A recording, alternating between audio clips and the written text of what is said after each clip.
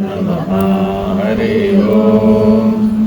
ब्रह्मानन्दं परमसुखदं केवलं ज्ञानमूर्तिं द्वन्द्वातीतं गगनसदृशं तत्त्वमस्यादिलक्ष्यम् एकं नित्यं विमलमचलं सर्वधी साक्षिभूतं भावातीतं त्रिगुणरहितं सद्गुरुं तं नमामि।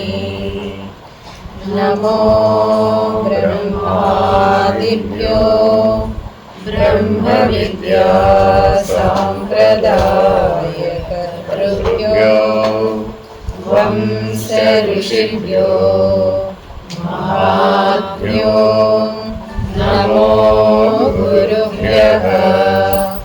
सर्वोपप्लवरहित विज्ञानघन प्रत्यगद्धो ब्रह्मैवाहमस्मि। अहं पदार्थरहितः सदाशिवसमारम्भां व्यासशङ्करमध्यमाम् अस्मदाचार्यपर्यन्तां वन्दे गुरुपरम्पराम्। हरि ओम। श्री गुरुभ्यो नमः। हरि ओम। ओम निर्भयानन्दाय विद्महे अचलपरिपूर्णाय धीमहि तन्नो परात्परप्रचोदयात्। ओम सदाशिवाय विद्महे सत्यदेवाय धीमहि तन्नः सर्वप्रचोदयात्। ओम तत्पुरुषाय विद्महे महादेवाय धीमहि तन्नो रुद्रप्रचोदयात्। ओम सद्गुरुरूपाय विद्महे ज्ञानबोधामृताय धीमहि तन्नो श्रीविद्यासागरप्रचोदयात्। हरि ओम। श्री गुरुभ्यो नमः। हरि ओम। अपरोक्षानुभूति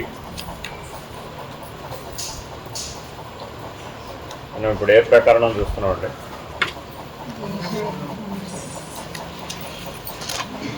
దేహాత్మక నిషేధం. మానవుడికి జన్మతః జ్ఞానము అజ్ఞానము సహజంగా ఉన్నాయి. అంటే వాటి కోసం ప్రత్యేక ప్రయత్నం చేయాలా అక్కర్లేదా అన్నారు అనుకోండి. ఆల్రెడీ ఉన్నదానికోసం ప్రత్యేక ప్రయత్నం చేయడం ఎందుకు? కాబట్టి సృష్టి మొత్తం మీద ప్రయత్నం రెండు రకాలుగా చేయబడుతుంది, లేదా రెండిటి కోసం చేయబడుతుంది. ఒకటేమిటి? లేని దానిని పొందడం కోసం. తన దగ్గర లేదు, అప్పుడు ప్రయత్నం చేసి దానిని పొందాలి. లేదు, ఉన్నది ఎక్కడ పెట్టాడో మర్చిపోయాడు, ఉన్నదేమో మరుపుకి వెళ్ళిపోయి, మరి దాన్ని గుర్తు తెచ్చుకునే ప్రయత్నం కూడా చేయాలి. ఈ రెండింటినే ప్రయత్నాలు అంటారు. అంటే మిగిలినవేవి ప్రయత్నాలు కావు. మన దగ్గర విద్య లేదనుకోండి, ఏం చేయాలి?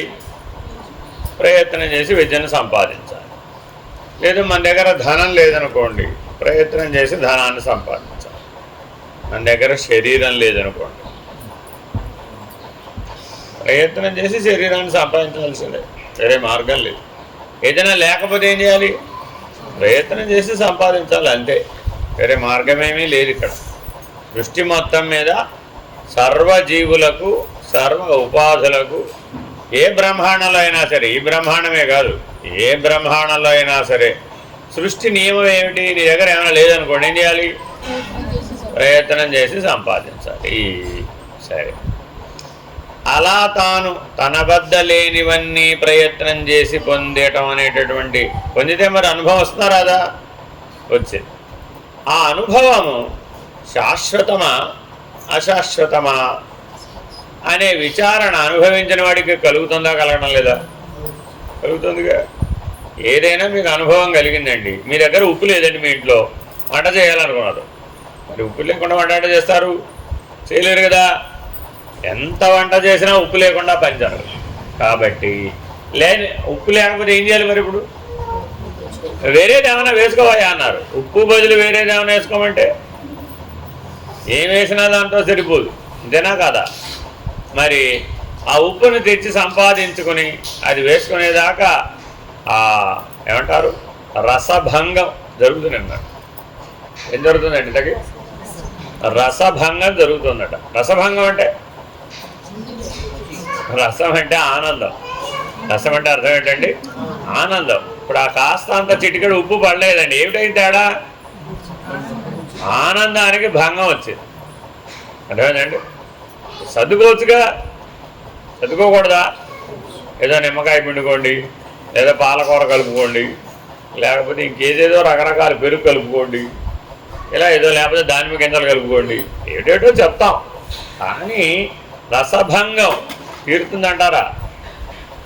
కాబట్టి మానవుడికి పుట్టిన దగ్గర నుంచి పోయే వరకు ఎటువంటి ఆనందాన్ని అనుభవిస్తున్నాడంటే రసానందాన్ని అనుభవిస్తున్నాడు. ఈ ఆనందం పేరేంటండి? రసానందం.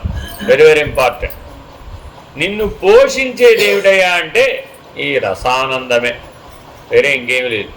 వాస్తవానికి నిన్ను పోషిస్తున్నది స్థూల ఆహారం కాదు. స్థూల ఆహారాన్ని స్వీకరించడం ద్వారా కలిగినటువంటి రసాస్వాదన చేత కలిగిన ఆనంద లక్షణమే నిన్ను పోషిస్తుంది. ఏమంటే ఇది ఒక నోటి ద్వారానే వస్తుందా? ఇంకా దేని ద్వారా రాదా? వస్తుందా రాదా? పొద్దున్నే లేచాడండి, లేవగానే అదేమిటి చింపిరి జుట్టు, ఇంకా చీమిడి ముక్కు, ఏమండి పైనుంచి కింద దాకా అపరిశుభ్రమైనటువంటి వ్యవహారం. ఇలాంటి వ్యక్తిని లేవగానే ఎవరైనా చూడాలనుకుంటారా? అనుకోవట్లేదా? అదేమిటండి, ఎందుకు అనుకోవటలే? ఆ రసభంగం, కళ్ళకి కూడా రసభంగం. అందుకనే మీరు ఎవరు లేవగానే అద్దం చూసుకో, బాగా తయారైన తర్వాత అద్దం చూసుకో. ఇక్కడ మిమ్మల్ని మీరు చూసుకుంటే కూడా రసభంగం వస్తుంది. ఇక నిద్రపోయి లేస్తారు కదా, మరి ఆ నిద్రపోయి లేవగానే అద్దం చూసుకుంటే అప్పుడు తెలుస్తుంది నిద్రలో కళలు ఎన్ని రీళ్లు తిరిగినాయి మన మొహంలో కనబడుతుంటాయి. అందుకని ఎవరు చూసుకోరు, మీరు చూసుకోండి కావాల్సి వస్తే. లేవగానే అద్దం చూసుకోరండి మీరు. తక్కువ ఏం చేస్తారు, వెళ్ళి గెట్ రెడీ అయిపోతారు. ముందు గెట్ రెడీ అయిపోయి అప్పుడు ఆహా ఐఎమ్ గుడ్ అనుకున్నాక అప్పుడు వెరీ నైస్. అప్పుడు కూడా ఏమైంది? ఆనంద లక్షణం. కాబట్టి మానవ జీవితంలో ప్రతి అంశంలో ఏముంది? ఆనంద లక్షణం. కాబట్టి జీవుణ్ణి పోషిస్తున్నది ఏది? ఆనంద లక్షణం. అట్టి ఆనందము బ్రహ్మమే. ఏదైతే ఈ సృష్టి మొత్తానికి స్థితికారకమై ఉన్నదో ఆ స్థితికారకం ఏమిటయ్యా అంటే అది ఆనంద లక్షణం. నారాయణ అనగా ఎవరయ్యా? ఆనందమే. చూడండి, విష్ణుమూర్తి ఎన్ని అవతారాలు ఎత్తినా అవతారాలన్నింటిలో ప్రాథమికంగా ఎలా ఉంటుంది? ఆనంద లక్షణం ఉంటుంది, అంతేనా కాదా? ప్రతిరోజు మీకు నారసింహావతారం దర్శనం అవుతుంది. హిరణ్యకశిపుడికి నారసింహావతారం ఎలాగా ఉగ్రం వీరం జ్వలంతంలాగా ప్రత్యక్షమైందో మీకు అలా ప్రతిక్షణం నారసింహావతారం ప్రత్యక్షం అవుతుంది అనుకోండి. మీకేం కలుగుతుంది? ఏం కలుగుతుంది మీకు అప్పుడు?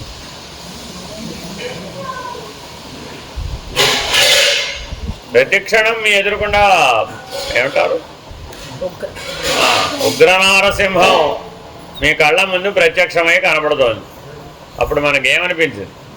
భయం. అంటే ఏదైనా కలగొచ్చు, కానీ అక్కడ ఉన్నదెవరు? నారాయణుడు. కానీ ఎవరు ఏ చూపుతో చూస్తే వారికి ఆ అనుభవం కలిగింది. నరసింహుడు దైవం కదా? దైవమే, నారాయణుడే సాక్షాత్తు. ఆవేశావతారంగా ఉద్భవించినది. మరి అలా వస్తే కానీ అప్పుడు పని అవ్వలేదు. అప్పుడు పనిని ఒడ్డెక్కించడం కోసం అలా వచ్చాడు. అర్థమైందండి? మీ పిల్లలు మాత్రం అలా వచ్చారు, కడుపు చీల్చుకుని పుట్టారండి. స్తంభాన్ని చీల్చుకుని వ్యక్తమయ్యాడు నారసింహుడు. కాబట్టి మీ పిల్లలు కూడా నరసింహావతారమే. కాబట్టి చాలా జాగ్రత్తగా గమనిస్తే సకల జీవులలో ఉన్న జీవలక్షణం నారాయణుడు. సకల జీవులలో జీవలక్షణం ఉందా లేదా? అదేగా వాడిని పోషిస్తోంది ఆ జీవ చైతన్యమే. ఆ జీవ చైతన్యం చేత వాడు రక్షించబడుతున్నాడు, వాడు పోషించబడుతున్నాడు. కాబట్టి ఈ సృష్టి మొత్తాన్ని స్థితికారకుడై నారాయణుడు ఎలా పోషిస్తున్నాడు, రక్షిస్తున్నాడంటే జీవ చైతన్యం ద్వారా పోషిస్తున్నాడు, జీవ చైతన్యం ద్వారా రక్షిస్తున్నాడు. పోషణ, రక్షణ ఈ రెండు నారాయణ స్వరూపం యొక్క బాధ్యతలు. అర్థమైందండి? మరి మీరు కూడా మీ ఇంట్లో మీ పిల్లల్ని పోషిస్తున్నారా లేదా? Why not? మీ పిల్లల్ని రక్షిస్తున్నారా లేదా? మరి అప్పుడు మీరు నారాయణులు కాదేమిటి? అంటే ఎక్కడెక్కడ పోషణ రక్షణ ఉన్నాయో అక్కడక్కడల్లా నారాయణ లక్షణం ఉందండి. ఇదే నా నారాయణ అంటే ఇంకేం లేదా? పోషణ రక్షణేనా? తోషణ మూడో లక్షణం ఏంటండి? తోషణ. పోషణ, రక్షణ, తోషణ. తోషణ అంటే ఏమిటి? ఆనందం. దాంతోపాటు ఆనందం కూడా కలిసి ఉండాలండి. పోషణకి ఆనందం ఉండాలి, రక్షణకు కూడా ఆనందం ఉండాలి. అర్థమైందండి? ప్రహ్లాదుడు రక్షించబడ్డాడు నరసింహమూర్తి చేత, కానీ భయం కలగలేదు ప్రహ్లాదుడు, ఆనందమే కలిగింది. నరసింహ దర్శనం చేత ఆనందం కలిగినటువంటి పిల్లవాడు ఎవరయ్యా అంటే ప్రహ్లాదుడు ఒక్కడే. మరి అష్టదిక్పాలకులు కూడా భయపడిపోతున్నారు ఆ ఉగ్ర నారసింహాన్ని చూసి. ఎందుకని? ఆనంద లక్షణం లోపించింది. ఆయన సకల బ్రహ్మాండాలను మింగివేసేటంత శక్తితో ఉద్భవించాడు, లయకారకుడుగా ఉద్భవించాడు.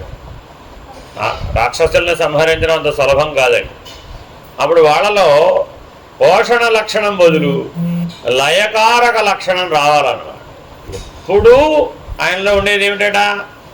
పోషణ, రక్షణ, తోషణ. మరి రాక్షసుల ఎడలు కూడా అలాగే ఉన్నాడు అనుకోండి, అప్పుడు ఏమైపోతుంది? అప్పుడు రాక్షసులను సంహరించగలుగుతాడంట. అప్పుడు ఏం చేస్తాడు? లయకారక లక్షణాన్ని ప్రేరేపించుకుంటాడు అన్నమాట. ఆ ఆవేశాన్ని ప్రేరేపించి ఆ ఆవేశంతో ఈ మూడింటిని పక్కకు పెట్టాడు.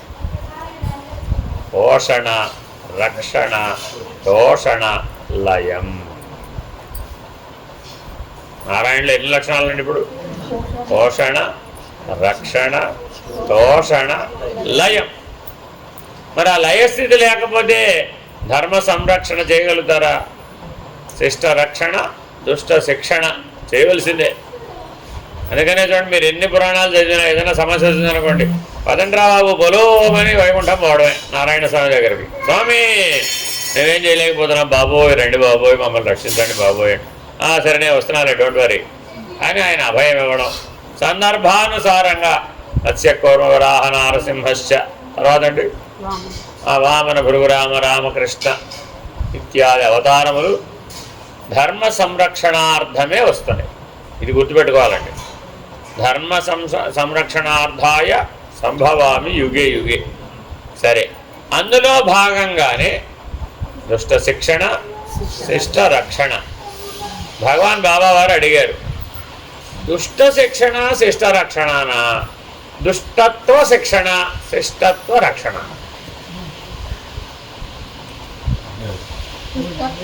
ఇందులో ఏం చేస్తున్నాడు ఆయన? ఇన్నిసార్లు వచ్చి వెళ్ళిపోయాడు కదా, వస్తున్నాడు పోతున్నాడు, వస్తున్నాడు పోతున్నాడు, వచ్చినప్పుడు పోతున్నప్పుడు అలా ఏమిటి చేస్తున్నాడు? దుష్టత్వ శిక్షణ, శిష్టత్వ రక్షణ. తలలు తరిగిన, తలపులు తరిగిన దాని వెనకున్నటువంటి మౌలిక లక్షణం దుష్టత్వ శిక్షణ, శిష్టత్వ రక్షణ. కాబట్టి ఇప్పుడు ఆయన దగ్గర ఏమేమి ఉన్నాయి లక్షణాలు? ఇప్పుడు పోషణ, రక్షణ, శోషణ, లయం, శిక్షణ. ఐదో లక్షణం ఏంటండి? శిక్షణ. ఈ 5 ఎవరైతే మీకు ఈ 5 లక్షణాలను మీ జీవితంలో వచ్చేటట్టు చేస్తారో వాళ్ళే గురువు గారు. వాళ్ళే ఎవరండి? గురువు గారంటే ఎవరు అని ప్రశ్నించారనుకోండి, ఎవరి వద్ద నీకు 5 లక్షణాలు లభిస్తాయో. ఏమిటి 5 లక్షణాలు? పోషణ, రక్షణ, తోషణ, లయం, శిక్షణ. ఏమంటే ఆ లయం ఏదో చివరికి పడితే బాగుండేది కదా. మరి మీరు 4లో పెట్టి 5లో శిక్షణ పెట్టారేమిటి? దాని కూడా ఒక రహస్యం ఉంది. కాబట్టి ఈ 5 కూడా ఎవరి వద్ద లభ్యమవుతాయో ఆయనే గురువు గారు. అందుకని గురు పరంపర చెప్పేటప్పుడు ఏమని చెప్తున్నాం? నారాయణ సమారంభ. అది గురువు ఎవరండి? నారాయణ. బ్రహ్మగారు కదా మనకి ప్రజాపతి, సృష్టికి ఆది ప్రజాపతి. ప్రజాపతి అయినటువంటి బ్రహ్మగారి గురువుగారు ఎవరు? ఆదినారాయణమూర్తే. అర్థమైందండి? కాబట్టి గురువుగారు కూడా మొదటి గురువుగారు ఎవరు? ఆదినారాయణుడే. సృష్టి ఆది ఎందున్నటువంటి నారాయణమూర్తే గురువు గారు. కాబట్టి సర్వులైన గురువు ఎవరు బోధించినా కూడా, ఏం బోధించినా కూడా మీలో వెంటనే ఆ బోధా సమయంలో ఆ నారాయణని అంశ ప్రభవిస్తున్నాడు. మీరేమైనా ఎవరికైనా ఏదైనా చెప్పదలుచుకున్నారండి, బాగా తెలిసింది చెప్తారా, బాగా తెలియని చెప్తారా? అది తెలియంది కదా చెప్పాలి. తెలియంది ఎలా చెప్తాం స్వామి? వినేవాడికి తెలియంది చెప్పేవాడికి ఒట్టి తెలిసింది కాదు, అది బాగా తెలిసింది. కొంచెం కొంచెం పావలా తెలుసు అనుకోండి, చెప్తారా? ఆహా, కనీసం 30 అన్నా తెలిసి ఉండాలి చెప్పాలంటే. రూపాయి తెలిసి ఉంటే మంచిదే, రూపాయి తెలియలేదు, కనీసం 30 అన్నా తెలిసిన అంశమే చెప్తారు.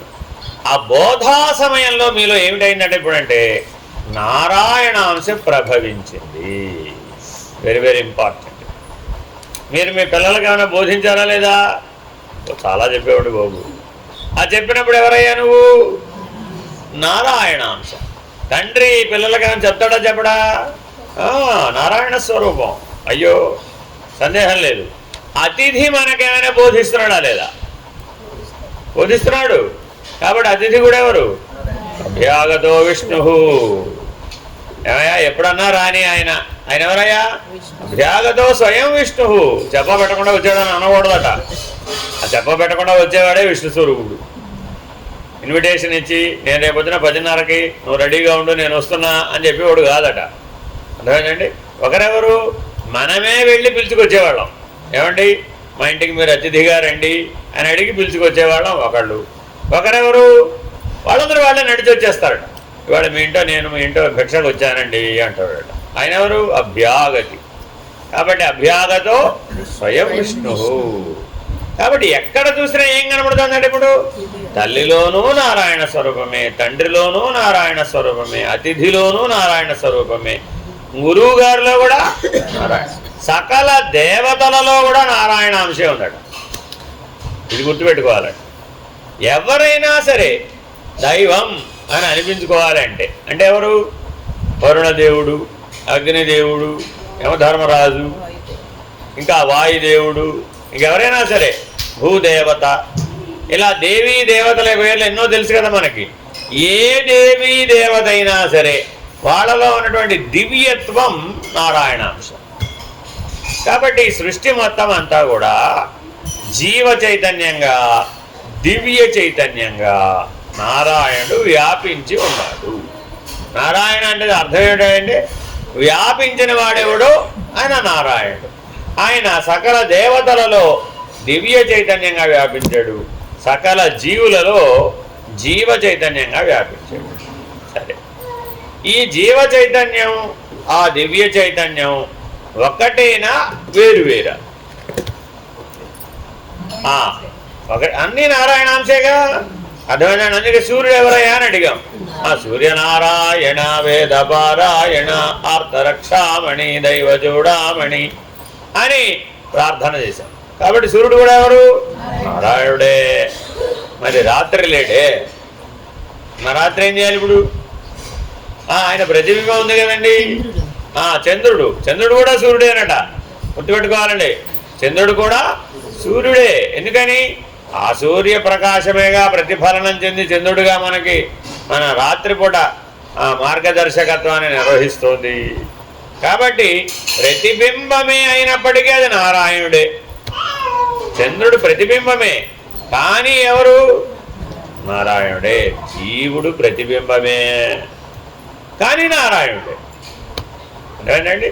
దేవుడు బింబం, జీవుడు ప్రతిబింబం. దేవుడు నారాయణుడైతే జీవుడు ఎవరు? జీవుడు కూడా నారాయణుడే. ఎందుకని? ప్రతిబింబవత్. ఆ ప్రకాశమే ఈ ప్రకాశం, అక్కడున్న ప్రకాశమే ఇక్కడ కనబడుతుంది, లేకపోతే ప్రయోజనం లేదు కదా. అందుకని అది బింబముగా చూసినా నారాయణుడే, ప్రతిబింబముగా కనబడ్డా కూడా నారాయణుడే.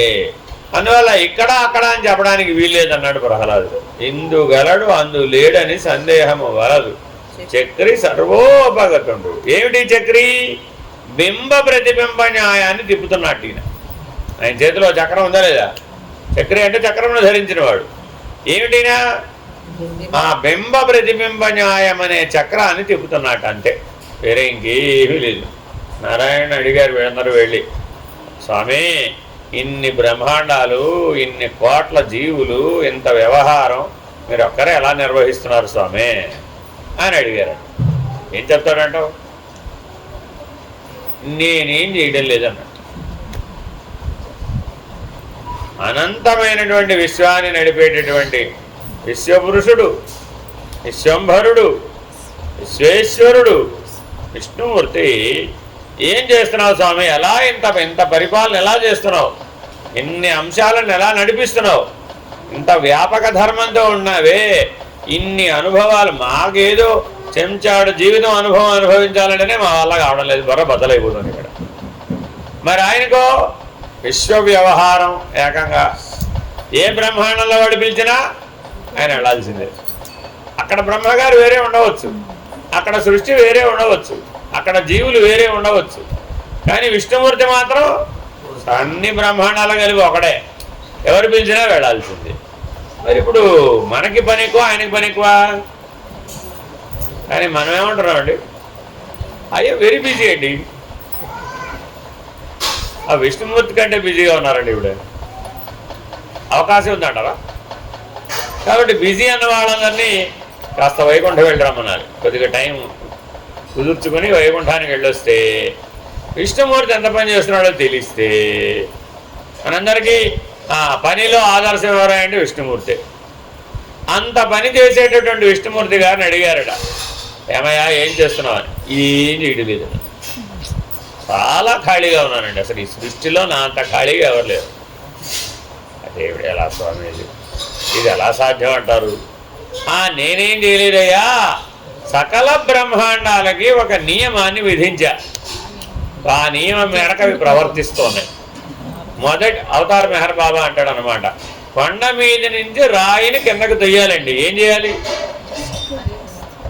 కొండ మీద నుంచి రాయిని కిందకు తొయ్యాలంటే ఏం చేయాలి? మొదటిసారి తోస్తే చాలు, అంతే. మాటి మాటికి తొయ్యాలేమిటి?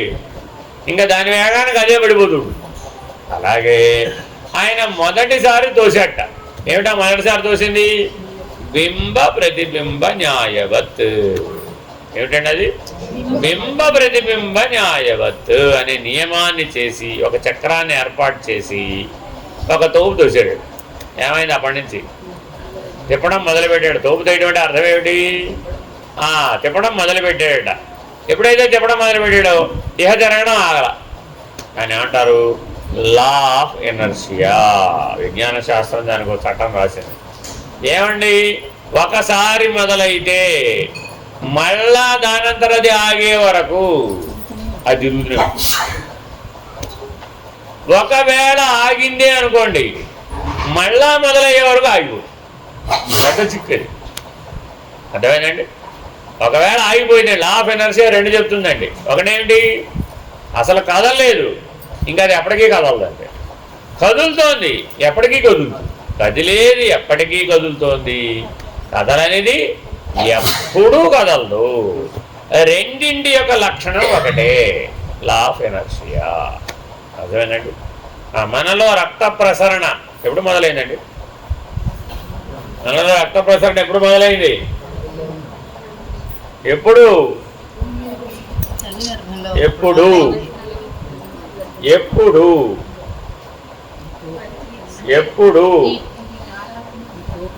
ఎప్పుడు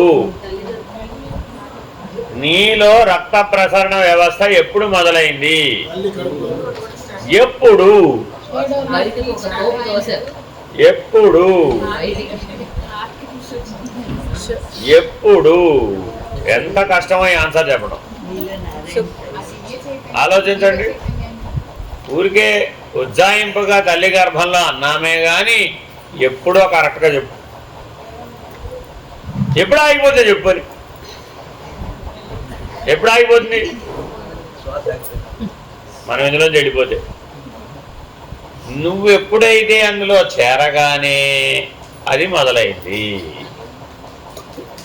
ముందు సిద్ధాంతం చెప్పి ఉపమానం చెప్తే అర్థం కావడం ఆన్సర్. నారాయణుడు ఏం చేశాడండి? ఓ తోపు తోసాడు అన్నవా లేదా?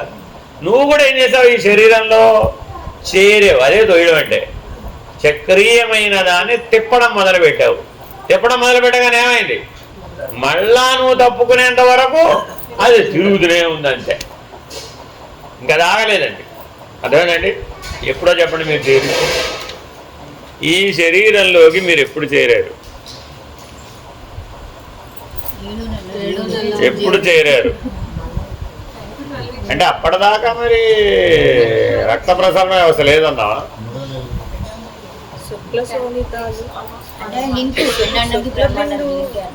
ఎప్పుడు ఎప్పుడు ఎప్పుడు ఎప్పుడు ఎప్పుడు ఎప్పుడు పిల్లలకి అన్నారు కానీ ఏం బుర్రలేదండి. తల్లులు చెప్పాలా వద్దా? మరి తండ్రి కంటే తెలియదు. మరి తల్లులకు ఆ మాత్రం పరిజ్ఞానం ఉండాలి అక్కర్లేదా?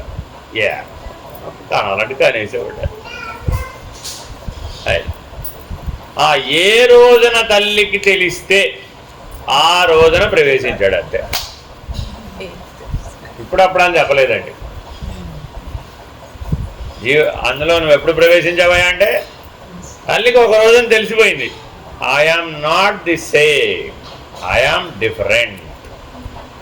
నాకు ఏదో తేడాగా కనపడుతుంది.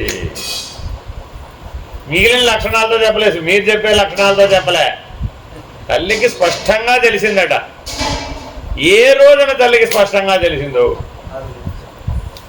ఆ రోజు నుంచే బ్లడ్ సర్క్యులేషన్ స్టార్ట్ అవుతుంది.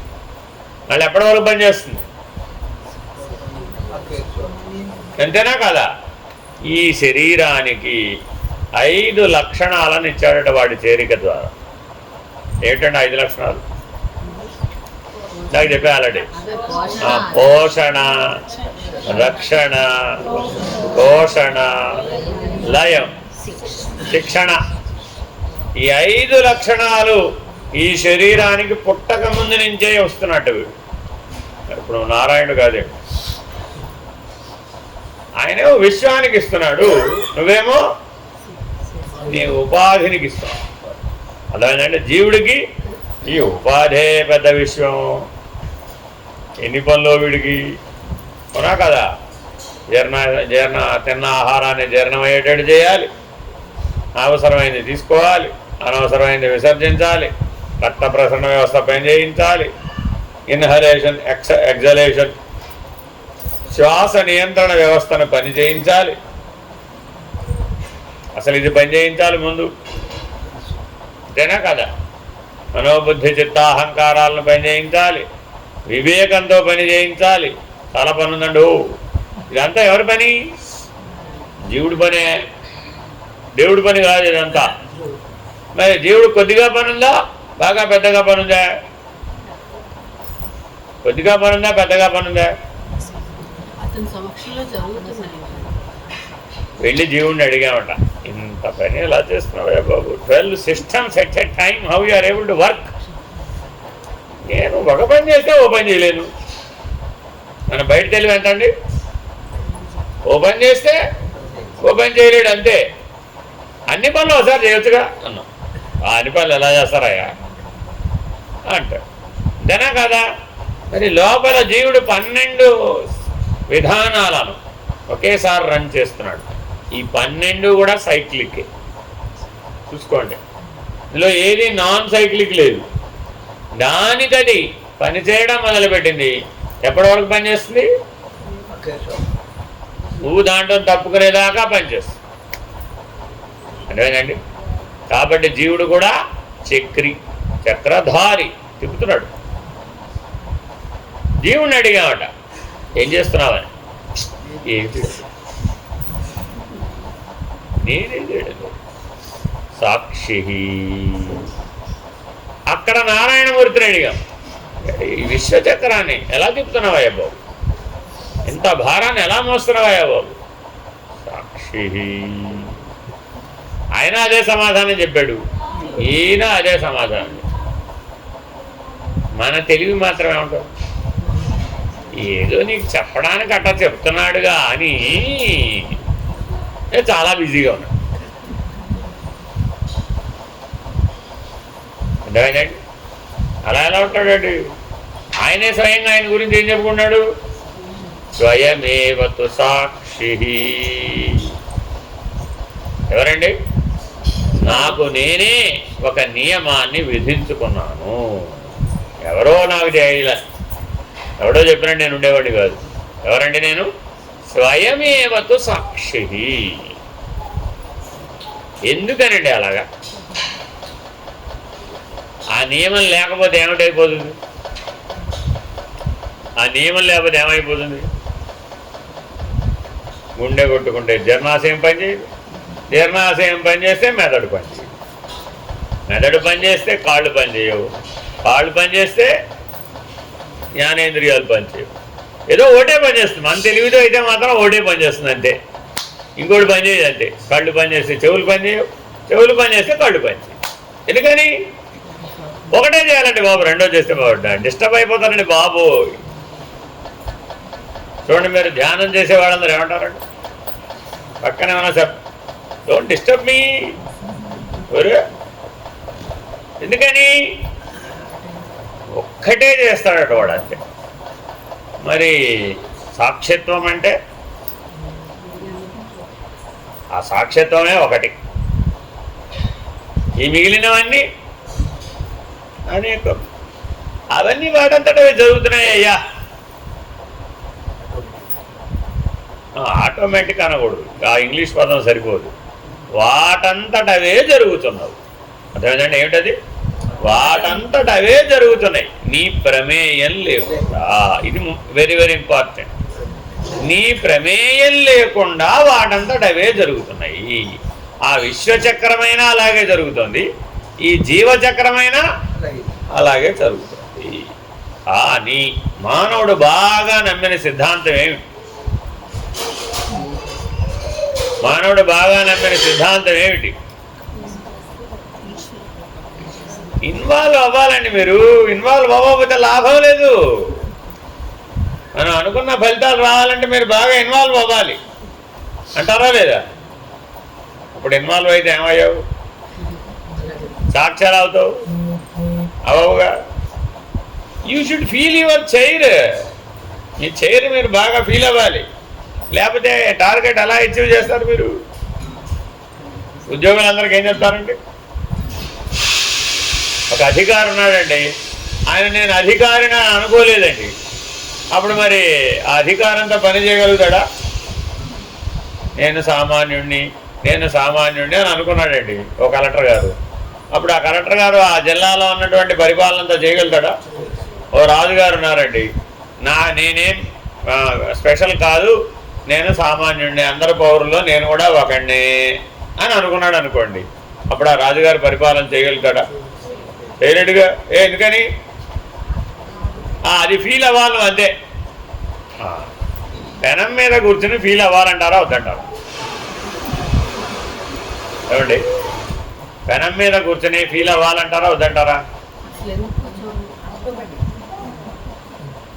అసలు ఎందుకు ఇన్వాల్వ్ అవ్వాలి మనం? సృష్టి ధర్మమే నీ ప్రమేయం లేకుండా వాటంతటవే జరుగుతున్నవి స్వామి, అంతే. అదే సృష్టి ధర్మం. నీ భ్రాంతి చేత మనం ఏమైపోయామండి?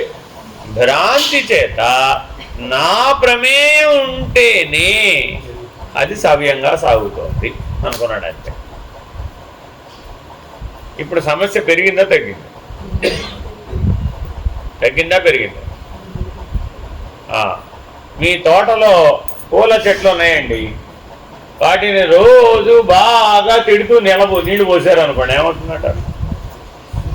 ప్రపంచం మీద మీకు ఎవరి మీద శత్రుత్వం ఉందండి, లేదు ఎవరితో వ్యతిరేకత ఉందండి, ఏం చేశారంటే వాళ్ళందరినీ చెట్ల రూపాల్లో భావించి వాళ్ళనే తిడుతున్నట్టుగా, వాళ్ళనే విమర్శిస్తున్నట్టుగా, వాళ్ళనే ఖండిస్తున్నట్టుగా, వాళ్ళతో ఘర్షణ పడుతున్నట్లుగా మనసులో భావన చేసి నీళ్ళు పోసారండి.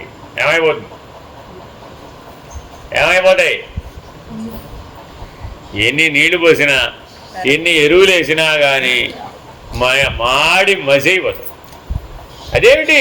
అన్నీ వేశాను కదా, అన్నీ పోసాను కదా, మరి ఫల పుష్పాదులు రాలేదేమిటండి అంటే భావం చెడిపోయింది. కాబట్టి జాగ్రత్తగా సాక్షిత్వంతో పాటు సంతృప్తి. రెండవ లక్షణం ఏంటండి? స్వయం సంతృప్తి. స్వయమేవతు సాక్షి స్వయమేవ సంతృప్తి. రెండవ లక్షణం కూడా ఉండాలి. జీవుడికి ఉంది ఇది, నారాయణుడికి కూడా ఉంది. ఇప్పుడు నారాయణుడిని సంతృప్తిపరచడానికి మనం ఏం చేస్తున్నాం అండి? అనకాపల్లి వెళ్ళారనుకోండి, లేదు సింహాచలం వెళ్ళారనుకోండి, అక్కడ ఏదో స్వామిని దర్శించడానికి వెళ్ళారు. అమ్మ మీరు కూడా కొద్దిగా గంధం తీసి ఇవ్వండి స్వామివారికి రాస్తారు. స్వామివారు సంతోషపడతారు. లేదు వెంకటేశ్వర దగ్గరికి వెళ్ళారనుకోండి, తల నీలాలు ఇచ్చేస్తే వెంకటేశ్వర సంతోషపడతారు. ఏమిటేమిటో నాకు అర్థం కాదు. లేదంటే ఆయన అనంత పద్మనాభ స్వామి దగ్గరికి వెళ్ళారనుకోండి, ఆయన ఎప్పుడూ నిద్రపోతాడు కాబట్టి మనం కూడా హాయిగా ఒక రోజు నిద్ర చేస్తే సంతోషపడతారు. అనంత పద్మనాభ స్వామి సంతోషపెట్టాలనుకోండి, ఒక రాత్రి నిద్ర చేయాలండి మీరు, అంతే. దేవాలయంలో అంతే. సింపుల్. నారాయణ స్వామిని నీకు అక్కర్లేని తల నీలాలు ఇచ్చేసినా సంతోషపడతాడు. ఏదో కొద్దిగా గంధం అరగదీసి స్వామికి సమర్పిస్తే స్వామి ఆనందపడిపోయాడు. కాబట్టి ఎందువలన? ఆయన స్వయం సంతృప్త. ఆయన సంతోషపడ్డాను, నువ్వు ప్రత్యేకంగా ఏదో వేరే బ్రహ్మాండాన్ని తెచ్చి ఇవ్వాల్సింది ఏం లేదు అక్కడ. కాబట్టి స్వయమేవతు సాక్షి స్వయమేవతు సంతృప్త. అది రెండవ లక్షణం. మూడవ లక్షణం ఏమిటి?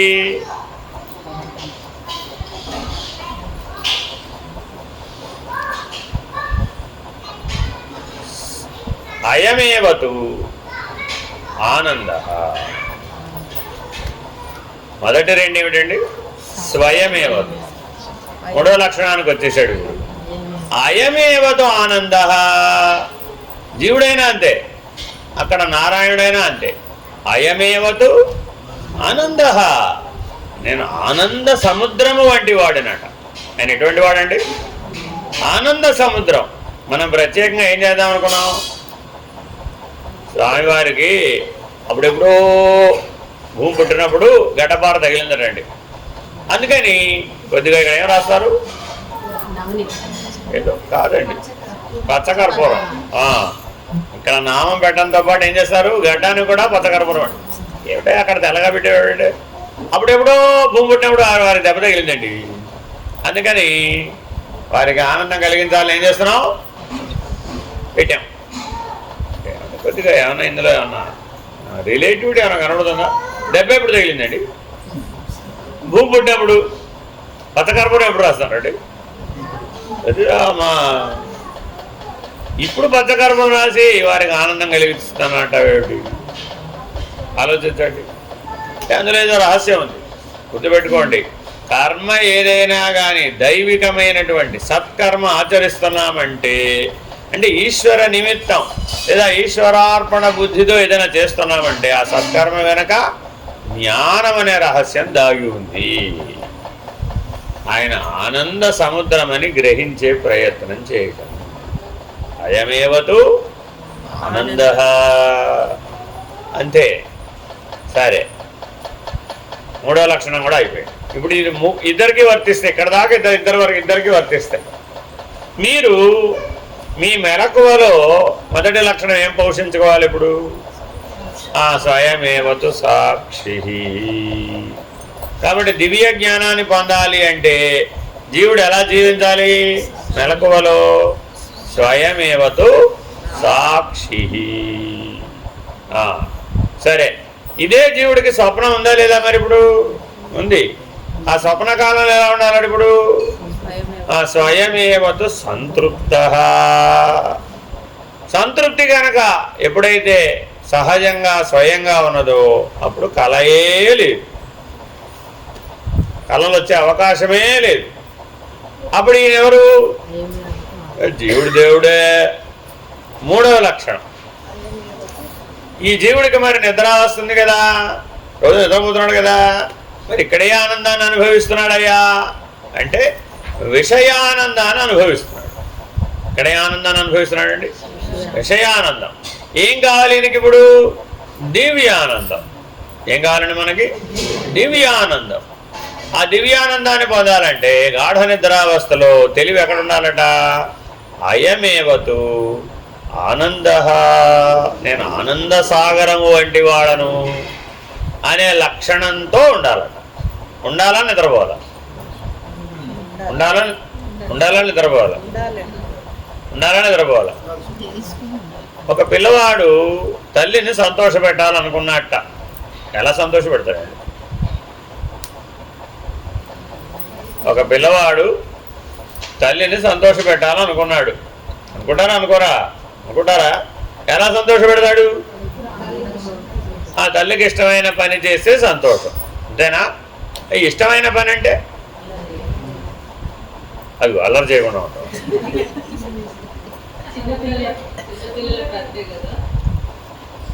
ఇప్పుడు ఎలా చెప్పాలి మరి? ఇష్టమైన పని.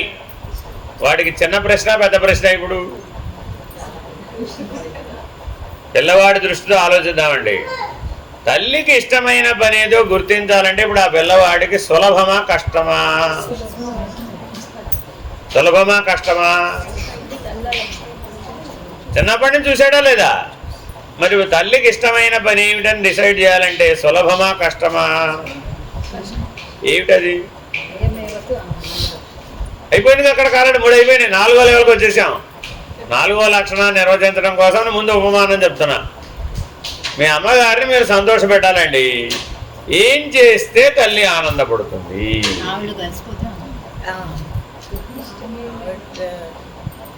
ఏం చేస్తే ఆవిడ ఆనందపడుతుంది? ఇష్టమైన పని చేస్తే ఆనందపడుతుంది. ఏమిటి ఆవిడకి ఇష్టమైన పని? ఏమిటి ఆవిడకి ఇష్టమైన పని? ఏమిటి ఆవిడకి ఇష్టమైన పని? ఏమిటి ఆవిడకి ఇష్టమైన పని? ఏమిటి ఆవిడకి ఇష్టమైన పని? ఎంత కష్టమో చూడండి మీ జీవితంలో. ఎంత చిక్కు ప్రశ్న ఇది. ఏమో నాకు తెలియదు. మరి ఏం చేయాలి ఇప్పుడు? నేనేం బయట నుంచి ఇవ్వడానికి మీ జీవితంలో అడుగుతాను, కానీ మీరు నిర్ణయంగా చెప్పలేరు. అంతే. ఏం చేస్తే మేము ఆనందపడుతుంది?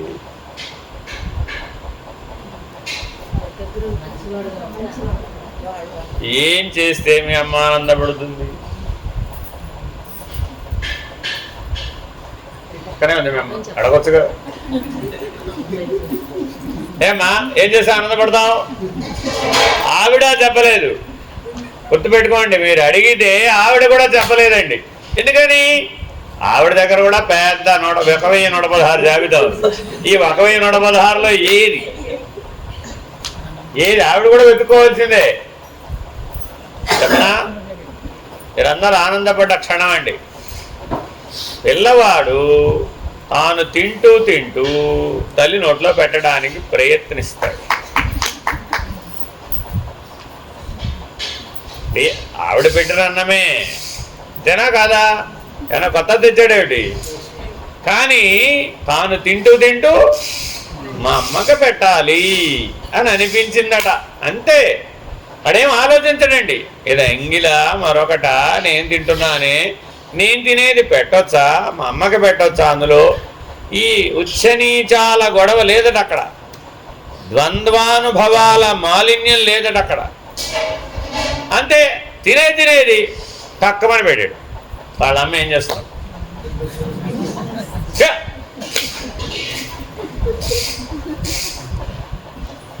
తినొచ్చా అలాగా, ఆవిడికి కూడా ఉచ్చనీచాల ప్రసక్తి లేదు.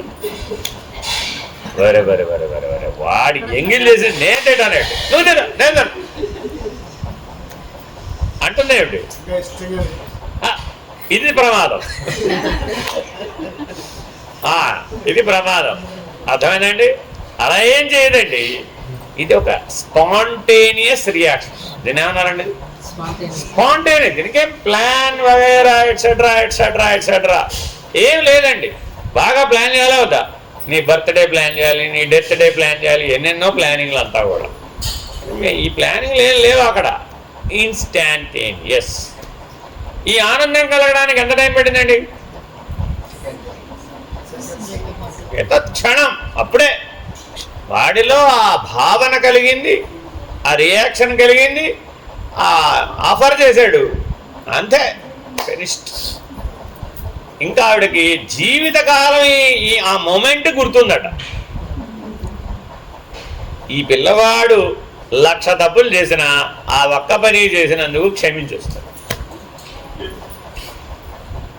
అంతే. ఎందుకని ఎందుకని ఎందుకని ఎందుకని ఎందుకని అలా ఎలా యాక్సెప్ట్ చేసింది ఆవిడ, అయమేవతు అభిన్న.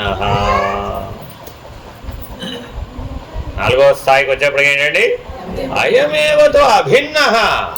వాడికి తేడా, వాళ్ళ ఆయన వచ్చాట, తండ్రి గారు వచ్చారు. ఏమిటి ఏం చేస్తున్నావు తెలుస్తుందా, వాడు తినేది నీకు పెట్టడం ఏమిటి, నువ్వు తినటం ఏమిటి, అర్థం ఉందా, వాడినన్నా తిని నువ్వన్నా చూ అన్నాడా లేదా, చూసుకోండి మీరు. ఈ సంఘటనలో ఖచ్చితంగా ఆయన రియాక్షన్ అదేనండి. వాడినన్నా తిన్నాయి, లేదంటే నువ్వన్నా తిను, లేదంటే నువ్వు వాడికి పెట్టు. వాడు ఎంగిల్ చేసేది పెడతాడు, నువ్వు తింటాడు, బుర్రదని కాదు. వాడికి ప్రమాదం, నీకు ప్రమాదం అంటాడు ఖచ్చితంగా, అంతేనా కాదా. మరి ఆయనకి లేదా ఆనంద లక్షణం, అజ్జర్రా అని ఈవిడేం చేసింది, మీ నాన్న కూడా పెట్టమని, నాకు వద్దులేదు ఆయన, మీరిద్దరు చూసుకోండి ఆ విషయం ఏదో అని ఆయన హాయిగా వెళ్ళిపోతాడు. అంతేగాని ఆయన ఇందులో ఇన్వాల్వ్ కాడు, సుమి మీరిద్దరు చూసుకోండి అదేదో వ్యవహారం అంటాడే కానీ ఆయన ఇన్వాల్వ్ కాడండి. అదేనండి, అదే 5వ లక్షణం. చెప్పండి చూద్దాం. అయమేవతు పరః, అయమేవతు పరః. మీ తిప్పలు మీరు పడండి, నీకు నాకేం సంబంధం లేదు. ఈ సందర్భంలో మాత్రం నీకు నాకు. కాబట్టి చాలా జాగ్రత్తగా ఈ 5 లక్షణాలతో కనుక మీకు జీవించడం వస్తే మీరు తుర్యనిష్టను సంపాదించవచ్చు, సాక్షాత్తు నారాయణమూర్తిగా ఉండవచ్చు జీవ శరీరంలో. ఈ శరీరంలోనే ఉండి ఆ నారాయణుని యొక్క అనుభవాన్ని పొందాలి అంటే ఆ నారాయణుడి 5 లక్షణాలతో అనంత విశ్వమంతా వ్యాపించి ఉన్నాడట. ఏమిటండి అవి? స్వయమేవతు సాక్షి. 2వ లక్షణం స్వయమేవతు సంతృప్త. స్వయమేవతు సంతృప్త. ఏమి ఇచ్చి ఆయన సంతృప్తి చేయలేమ్మా, అన్నీ ఆయనవే. ఏమిస్తావమ్మా? 3వ లక్షణం అయమేవతు ఆనంద. ఆనంద సాగరమును. 3వ లక్షణం. 4వ లక్షణం అయమేవతు అభిన్న. బా, నీకు నాకు భేదం లేదనాలట ఆయన ఆనందింపజేయాలి అంటే. అసలు ఆనంద లక్షణంలోంచి పుడుతుందట అభిన్నత్వం. ఆ ఆనంద లక్షణం లేదండి. చూసుకోండి మీరు కావాల్సి వస్తే. ఆ పిల్లాడు కుయ్యో మర్రో అని ఏడుస్తున్నాడు అన్నం పెట్టేటప్పుడు. ఇప్పుడు ఇలాంటి ఐడియా వస్తున్నా వాడికి. పోనీ ఒకవేళ వాడు అలా ఏడుస్తూ ఇవిడికి పెట్టాడు అనుకోండి, ఇవిడు తింటుందంటారా? ఎవరు తిన్నారు? రెండు వైపులా ఆనంద సాగరంలో మునిగిపోయి ఉండాలట. అప్పుడే అయమేవతు అభిన్న. ఎంత గొప్ప లక్షణమో.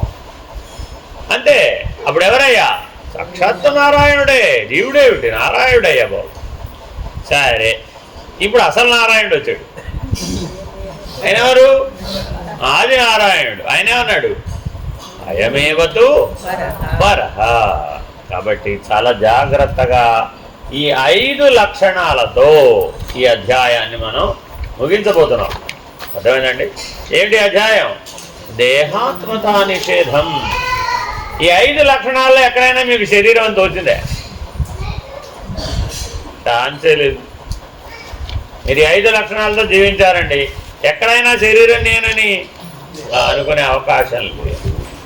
ఇలా ఎప్పుడైతే దివ్యానందంతో, దివ్యానుభవంతో, దివ్య జ్ఞానంతో దివ్య జీవనాన్ని మీరు జీవించినట్లయితే మీరు దేహాత్మతా నిషేధం చేయగలిగినటువంటి వాళ్ళు అవుతారు. దేహాభిమాన త్యాగం చేసిన వాళ్ళు అవుతారు.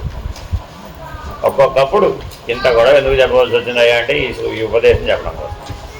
యథైవ దిగ్విపర్యాసో మోహాద్భవతి కస్యచిత్ తద్వదాత్మని దేహత్వం పశ్యత్యజ్ఞానయోగతః. ఒక్కొక్కప్పుడు మోహం వల్ల దిగ్భ్రమ కలుగుతుంది. అంటే సామాన్యంగా కొత్త చోటుకు వెళ్ళినప్పుడు ఆ రాత్రి వేళలందు ఇటువంటి దిగ్భ్రమ కలుగుతుంది. అంటే ఒక దిక్కును వేరొక దిక్కుగా భ్రమిస్తాం. అలాగే ఆ జ్ఞానం కారణంగా ఆత్మ అంటే దేహం అనే భ్రమ కలుగుతుంది. ఈ పుణ్యవశాన వైకుంఠానికి వెళ్ళారు మీరు. ఏం జరిగిందండి? బాగా పుణ్యం చేశారు కదా. పుణ్యవశాన ఎక్కడికి వెళ్ళారు? వైకుంఠానికి వెళ్ళారు. వైకుంఠానికి దేనికి వెళ్ళారు? భగవాన్ నారాయణమూర్తి సందర్శనం కోసం వెళ్ళారు. తీరా మీరు అక్కడికి వెళ్ళేప్పటికి రాత్రి. ఏం చెప్పారు వాళ్ళు? రేపు చూడాల్సిందేనండి, వాళ్ళకి అయిపోయిన దర్శనం క్లోజ్, తలుపులు వేసేసాము అని. అక్కడ అదే కదా, దేవాలయానికి వెళ్తే ఏం జరుగుతుంది? Close, doors close. రేపు ఉదయం ప్రభాత దర్శనానికి రావాల్సిందే, ఎప్పుడు పెడితే అప్పుడు నారాయణమూర్తి దర్శనం చేయడం కుదరదు అని ఇక్కడ ఎలా చెప్పారు? వైకుంఠంలో కూడా అలాగే చెప్పినట్టుగా నీకు దర్శనం వచ్చింది. సరే, ఏం చేస్తారు పాపం? ఈ రాత్రికి సరే పడుకున్నాలే, రేపు ఉదయం ప్రభాత దర్శనం చేసుకుని వెళ్దామని అనుకున్నారట. వెంటనే ఆయన అడిగారట, ఏమండి వైకుంఠంలో ఉత్తరం ఎటు, తూర్పు ఎటు, పడవరు ఎటు కొద్దిగా చెప్తారా? ఇప్పుడు వైకుంఠంలో తూర్పు పడవరు ఎందుకయ్యా నీకు అని అడిగాడు ఆయన. అదేమిటండి, తల ఎటు పెట్టుకోవాలి? పడుకోమన్నారు కదా మీరు, పడుకోమంటే తల ఎటు పెట్టుకోవాలి? నాకు ఇక్కడ దిక్కులు తెలియడం లేదు మరి వైకుంఠంలో. మా లోకంలో అయితే తెలిసేది, మరి ఇక్కడ తెలియడం లేదు. మరి ఎక్కడ తల ఎటు పెట్టుకోమంటారు? ఇంతకీ దిక్కులు చెప్పబోయా కాస్త అన్నాడు. ఓహో, దిగ్భ్రమ అనే మోహం పోలేదట వీడు. వైకుంఠానికి వెళితే వెళ్ళిన ఎక్కడికి? పుణ్యబలానా? ఎందుకు ఈ మాట అంటున్నాడంటే చెప్పండి. కర్మకర్త అనేటటువంటి దిగ్భ్రమ పోలేదు. వెళ్ళినేమో వైకుంఠానికి, ఎటు దిక్కు తల పెట్టుకుని పడుకుంటే బెటర్ అనేది ఆలోచిస్తూ ఉన్నాడు. మరి ఇంకా దానివల్ల ఏమైనా ప్రయోజనం కలిగిందంటారా? ఎందుకని? అక్కడికి వెళ్ళినా నేనే కదండి నారాయణుడే, నేనే నా తల నేను కాపాడుకోవాల్సిందే. అసలే అదేమిటండి, ఎటువైపు తల పెట్టి పడుకుంటే ఈశ్వరుడు వచ్చి తల పట్టుకుపోతాడని మా లోకంలో చెప్పారు ఆల్రెడీ. కాబట్టి ఈ లోకంలో కూడా నేను ఉత్తరానికి తల పెట్టి పడుకున్నట్లయితే ఆ శివుడు వచ్చి తల పట్టుకుపోతాడు. కాబట్టి మీ వైకుంఠంలో ఉత్తరం ఏటో దక్షిణం ఏటో చెప్పండి బాబు అన్నాడు. కాబట్టి జీవుడు అనేటటువంటి భ్రాంతి, దేహాభిమానం అనే భ్రాంతి, కర్తృత్వాభిమానం అనే భ్రాంతి, కర్మ సంగత్వం ఈ నాలుగింటికి కలిపి దిగ్భ్రమ అని పేరు. ఒక మాటతో ప్రయోగించాడండి. దిగ్భ్రమ అంటే ఏమిటండి? ఇది ఈ నాలుగు ఉన్నాయి. అక్కడ ఏమి ఉన్నాయి అవి?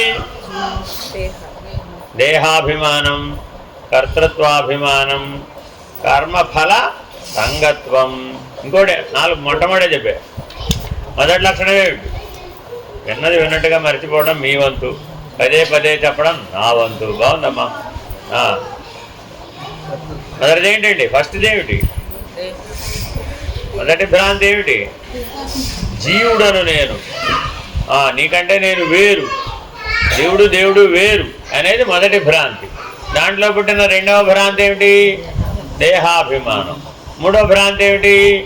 కర్తృత్వాభిమానం. నాలుగో భ్రాంతి ఏమిటి? కర్మఫల సంగత్వం. ఈ నాలుగు భ్రాంతులు కలగడాన్ని దిగ్భ్రమ అంటారు. ఇలాంటి వాడికి దిక్కులు తెలియవు. మీరు ఎప్పుడైనా సరే మీ మైండ్ ఆగిపోయినటువంటి నిమిషం ఎప్పుడన్నా చూసారా? ఒక్కొక్క సందర్భంలో ఏం చేయాలో తెలియదండి. దాన్ని దిగ్భ్రమ అంటారు. మామూలుగా వ్యవహారంలో, లోక వ్యవహారంలో దిగ్భ్రమ అంటే ఏమిటి? ఏం చేయాలో తెలియదు. ఒక సందర్భం చెప్పండి చూద్దాం ఎవరైనా. మీరు 36వ అంతస్తు నుంచి లిఫ్ట్లో దిగుతున్నారు. పెద్ద శబ్దం వచ్చి మధ్యలో ఆగిపోయింది. ఆవిడ అనుభవం అది. నర్మదా నదిలో కాదు, కుంభమేళాలో. అది సంతోషం. సరే, అది అప్పుడేం చేయాలి మరి? అప్పుడు అంటే ఒక హఠాత్ సంఘటన, ఊహించనటువంటి హఠాత్ సంఘటన జరిగినప్పుడు ఇంకొక నిమిషంలో నేను పడవ దాటేస్తాను, అవతలకి వెళ్ళిపోతాను. అందుకు వెళ్ళిపోయింది 5 గర్భంలో. ఎవడన్నా చేయించుండకపోతే అడ్డి తట్టే స్వస్తి, సాక్షాత్తు వైకుంఠ ప్రాప్తి. అంతకంటే ఏం కావాలండి? కుంభమేళా సమయంలో, దివ్య ముహూర్తంలో, ప్రయాగ స్థానంలో దేహత్యాగం చేయడం కంటే ఏం కావాలి? అయ్యయ్యో అనుకున్నాక చెయ్యాలి. అయ్యయ్యో ఇంకా నూకలు బాకీ ఉన్నాయన్నమాట. అయ్యరా, ఒక గొప్ప ముహూర్తం పోయింది. కాబట్టి మృత్యుకాలం నాడు దిగ్భ్రమ చెందకూడదట. ఇది నా గొడవ. ఇంతకీ ఏతావాత చెప్పేది. మృత్యుని మీరు ఏదో యాక్సిడెంట్ గానో, లేకపోతే ఏదో జరగరాని ఏదో జరిగిపోయిందనో దిగ్భ్రమ చెందుతాడట జీవుడు. ఆ భ్రాంతిగా చేత, ఆ మొదట చెప్పిన 4 భ్రాంతుల చేత దిగ్భ్రమ చెందాడు. మృత్యు ఎదుర్కొనే నిలబడగా, ఏమిటి ఇప్పుడే వచ్చేసావా? ఇంకా నేను చాలా కాలం తర్వాత వస్తాను అనుకున్నాను, ఇంకా నేను చాలా కాలం ఉంటాను అనుకున్నాను. ఇలా ఏమిటో ఒక స్టోరీలన్నీ చెప్తాడు. అవన్నీ ఏమైనా వర్కౌట్ అవుతాయంటారా? ఈ టైం అయిపోయిందిరా బాబా అని మృత్యు వచ్చి చెప్తూ ఉంటే మన జీవితంలో కథలన్నీ అప్పుడు వెళ్ళివేస్తే అవుతుందంటారా? కాబట్టి అప్పుడు ఎవరైతే దిగ్భ్రమ చెందలేదు వాడు జ్ఞాని. చేతులెత్తి కాపాడండి బాబోయ్ అనాలా వద్దా? మునిగిపోతుండే అనాలా వద్దా? అంటే ఏమన్నట్టు? దిగ్భ్రమ. తల్లే ఉంటే ఉంటాం, పోతే పోయి అని ఊరకున్నాడండి. ఒకవేళ ఎవరైనా లాగారండి, అయ్యో భగవంతుడిలో లయమైపోయే క్షణంగా అసతగ్గిపోయి ఇంకా ఏం చేస్తాం? భోజనం బాకీ ఉందిరా బాబు, పదా ఏం చేస్తాం? పదా.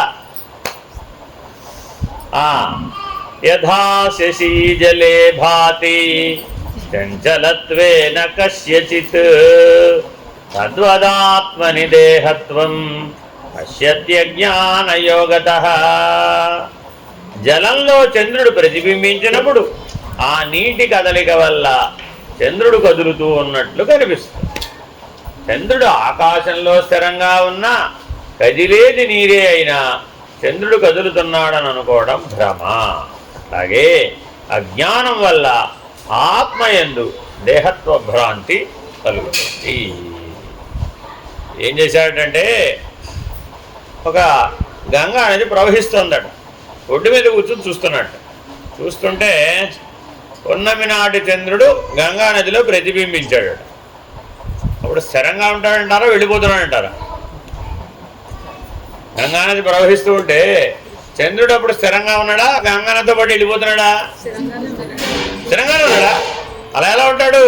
ప్రవహించే నదిలో చంద్రుడు కూడా కదులుతూ కనబడుతున్నాడు. చంద్రుడు గంగలో వెళ్ళిపోతున్నాడంటావా? గంగా చంద్రుడికి ఏమిటి అసలు సంబంధం అని ఆకాశంలోకి చూసేట. చూస్తే ఏమైంది? ఓ చంద్రుడు అక్కడే ఉన్నాడు బాబోయ్, చంద్రుడు వెళ్ళిపోయి అని సత్యత్వ దర్శనం కలిగింది. అలాగే జీవుడు ఒక ఉపాధి నుంచి మరొక ఉపాధికి వెళుతున్నాడు అని నువ్వు అంటున్నావు. ఇప్పటికి 800 జన్మల్లో 800 ఉపాధులు మార్చానయ్యా బాబు. ఎన్నిసార్లు మార్చానో ఇంకెన్నిసార్లు మార్చాలో అని అంటున్నట్ట. నేను ఉపాధులు మార్చడం అనేది గంగానదిలో చంద్రుడు కొట్టుకుపోవడం లాంటిది. సత్యమేనా? ఎలా సత్యం అవుతుందండి? గంగానదిలో చంద్రుడు ఎట్లా కొట్టుకుపోతాడు? కొట్టుకుపోడు. కాబట్టి జీవుడు ఉపాధులు మార్చడం లేదు.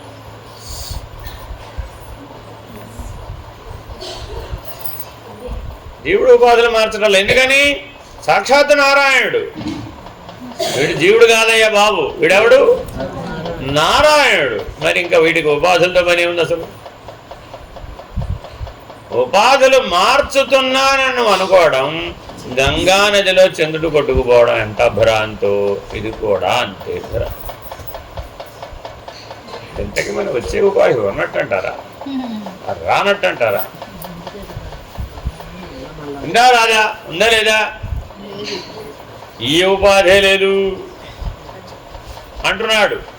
ఈ ఉపాధి ఒకటి ఉందని ఒప్పుకున్నావు కాబట్టి దేహతాదాత్మ్యతాభిమానం చేత అబ్బో నేను ఈ శరీరంలో ఉన్నానండి, కొంతకాలానికి ఈ శరీరం పోతుందండి, మళ్ళా నేను ఇంకో శరీరం తెచ్చుకుంటానండి, ఆ తర్వాత ఏం చేస్తాను ఆయన? ఇందులో ఏం చేశానో అందులో కూడా అదే చేస్తానండి, మళ్ళా తర్వాత ఏం చేస్తాను ఆయన? మళ్ళీ అందులో పోతానండి, మళ్ళీ తర్వాత ఏం చేస్తాను ఆయన? ఇంకది వేరే పని లేదా నీకు? చంద్రుడు గంగానదిలో కొట్టుకుపోవడం ఎంత భ్రాంతో, నువ్వు కూడా ఉపాధులు మారుస్తున్నావు అనేది అంత పెద్ద భ్రాంతి. మార్చడం లేదు. అసలు మార్చడానికి ఉపాధి లేదు. నువ్వు నారాయణుడు, నువ్వు ఆత్మస్వరూపుడివి, బ్రహ్మస్వరూపుడు. జీవో బ్రహ్మైవ నా పరహ. ఆ దృష్టితో చూడాలట. విచారణ అంతా ఎలా చేస్తున్నారు?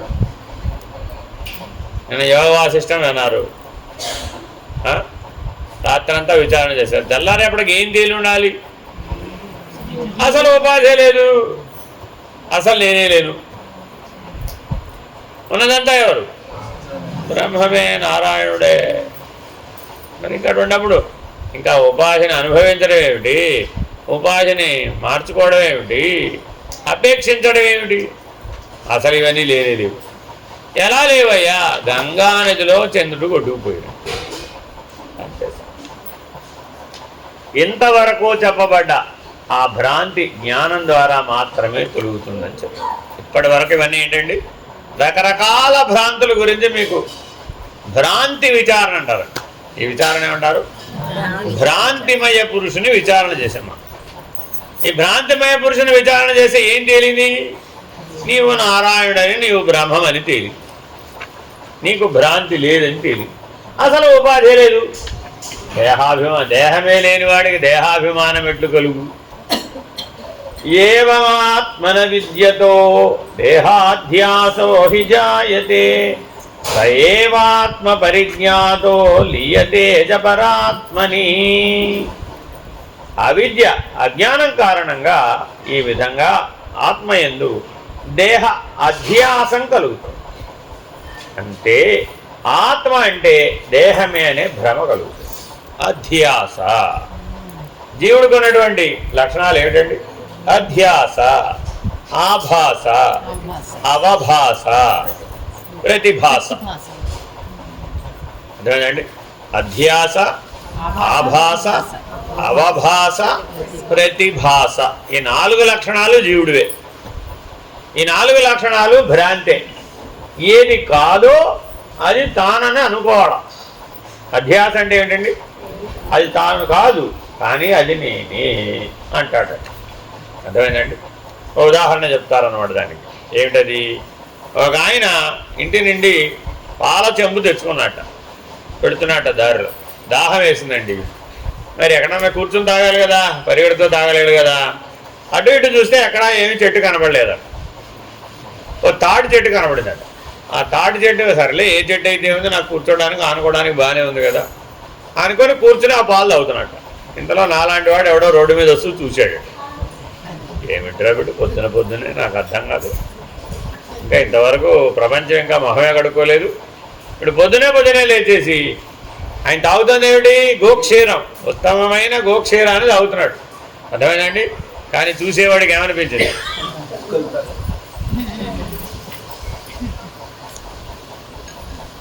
తాటి చెట్టు కింద కూర్చున్నాడు కాబట్టి అది వాడు తాగేది తెల్లగా ఉంది కాబట్టి. రెండు ప్రమాణాలు లభించినాయి ఇప్పుడు అక్కడ. ఒక్క ప్రమాణం అయితే కనీసం ప్రశ్న వేసుకునేవాడు. ఎక్కడున్నాడు? స్థాన దోషం. దీన్ని ఏమన్నారండి? స్థాన దోషం. రెండోది ఏమిటి? దిగ్భ్రమ, దృగ్భ్రమ. రెండు కలిగినాయి ఒకేసారి. ఏమిటండి అవి? దృగ్భ్రమ, దిగ్భ్రమ. అర్థం ఏమిటి? తెల్లగా ఉన్నవి తాగుతున్నాడండి తాటి చెట్టు కింద కూర్చొని. నేను చూశానండి బాబు. వాడిని అడగల, సరాసరి వెళ్ళిపోయాడు. గుడిలోకి వెళ్ళి అర్చకుండా కలిశాడు. వెళ్ళి, ఏమంటే మీ అబ్బాయి ఏం చేశాడో తెలుసా? ఏం చేశాడే అమ్మవాడు? అటు చెట్టు కింద కూర్చొని కళ్ళు తాగుతున్నాడు పొద్దునే, నేను చూసి వస్తున్నాను ఇప్పుడే అన్నాడు. ఇప్పుడు అర్చకుడికి ఏమైంది? అర్చకుడికి ఏమైంది?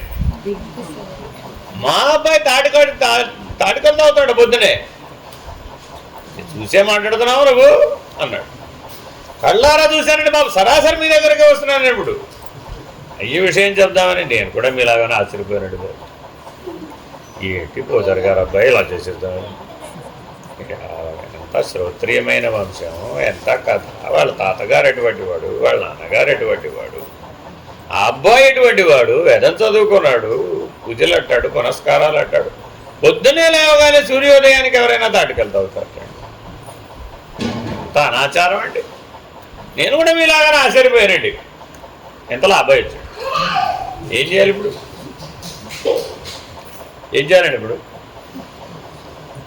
వాళ్ళ నాన్నగారు గద్దించారు. ఏమిట్రా అనాచారం ఏదో చేసి వస్తున్నాడు, ఇంకో గుళ్ళో ప్రవేశం లేదు. ఏమైంది అన్నాడు. ఏమైందన్నాడు? వెళ్ళవతలకి, గెట్ అవుట్, అసలు నేను ఊళ్ళొచ్చే వెళ్ళి వేసేయాలి. అది ఇదని వీడు చెప్పిందంతా నమ్మేశాడు. ఏం చేశాడు? తన కొడుకే కదా, ఆలోచించవద్దు. కొద్దిగా ఆలోచించాలా వద్దా? అంటే చిన్నప్పటి నుంచి పెంచి పెద్ద చేశాడు కదా, వీడు ఇలాంటి పని చేస్తాడా, వాడికి ఆ స్వభావం ఉందే, ఆ దోషం ఉందే అని ఆలోచించి ఒక క్షణం ఆలోచించి ఉంటే అంతేనా కాదా? ఇదే నేను ఒక్క చెప్పాను. ఏమిటది? భృగు మహర్షి వాళ్ళ అబ్బాయి భార్గవుడు. అంతేనండి? భార్గవుడు అంటే ఎవరు అనుకున్నారు? సర్వశాస్త్ర ప్రవక్తారం భార్గవం ప్రణమామ్యహం. ఇవాళ మనం చదువుకుంటున్న సకల శాస్త్రాలు ఆ ఒక్క భార్గవుడే రాశాడు. అంతటి మహానుభావుడు. మనమే కాదు, దేవతలు కావచ్చు, రాక్షసులు కావచ్చు, సృష్టిలో ఉన్నటువంటి ఏ శాస్త్రమైనా సరే అన్నీ ఆ భార్గవుడు అనే ఋషి చెప్పాడు. అది సకల శాస్త్ర పారంగతుడు, సకల శాస్త్రాలను ప్రవచించాడు. అంతటి మేధావి. కానీ వాళ్ళ నాన్న చిన్నప్పుడు ఎప్పుడో స్వర్గం గురించి చెప్పాడు. ఏమైనప్పుడు అది ఎలా ఉందో చూసేద్దాం అనుకున్నాడు. దారిలో కనబడితే వెళ్ళిపోవడమే అనుకుంటు.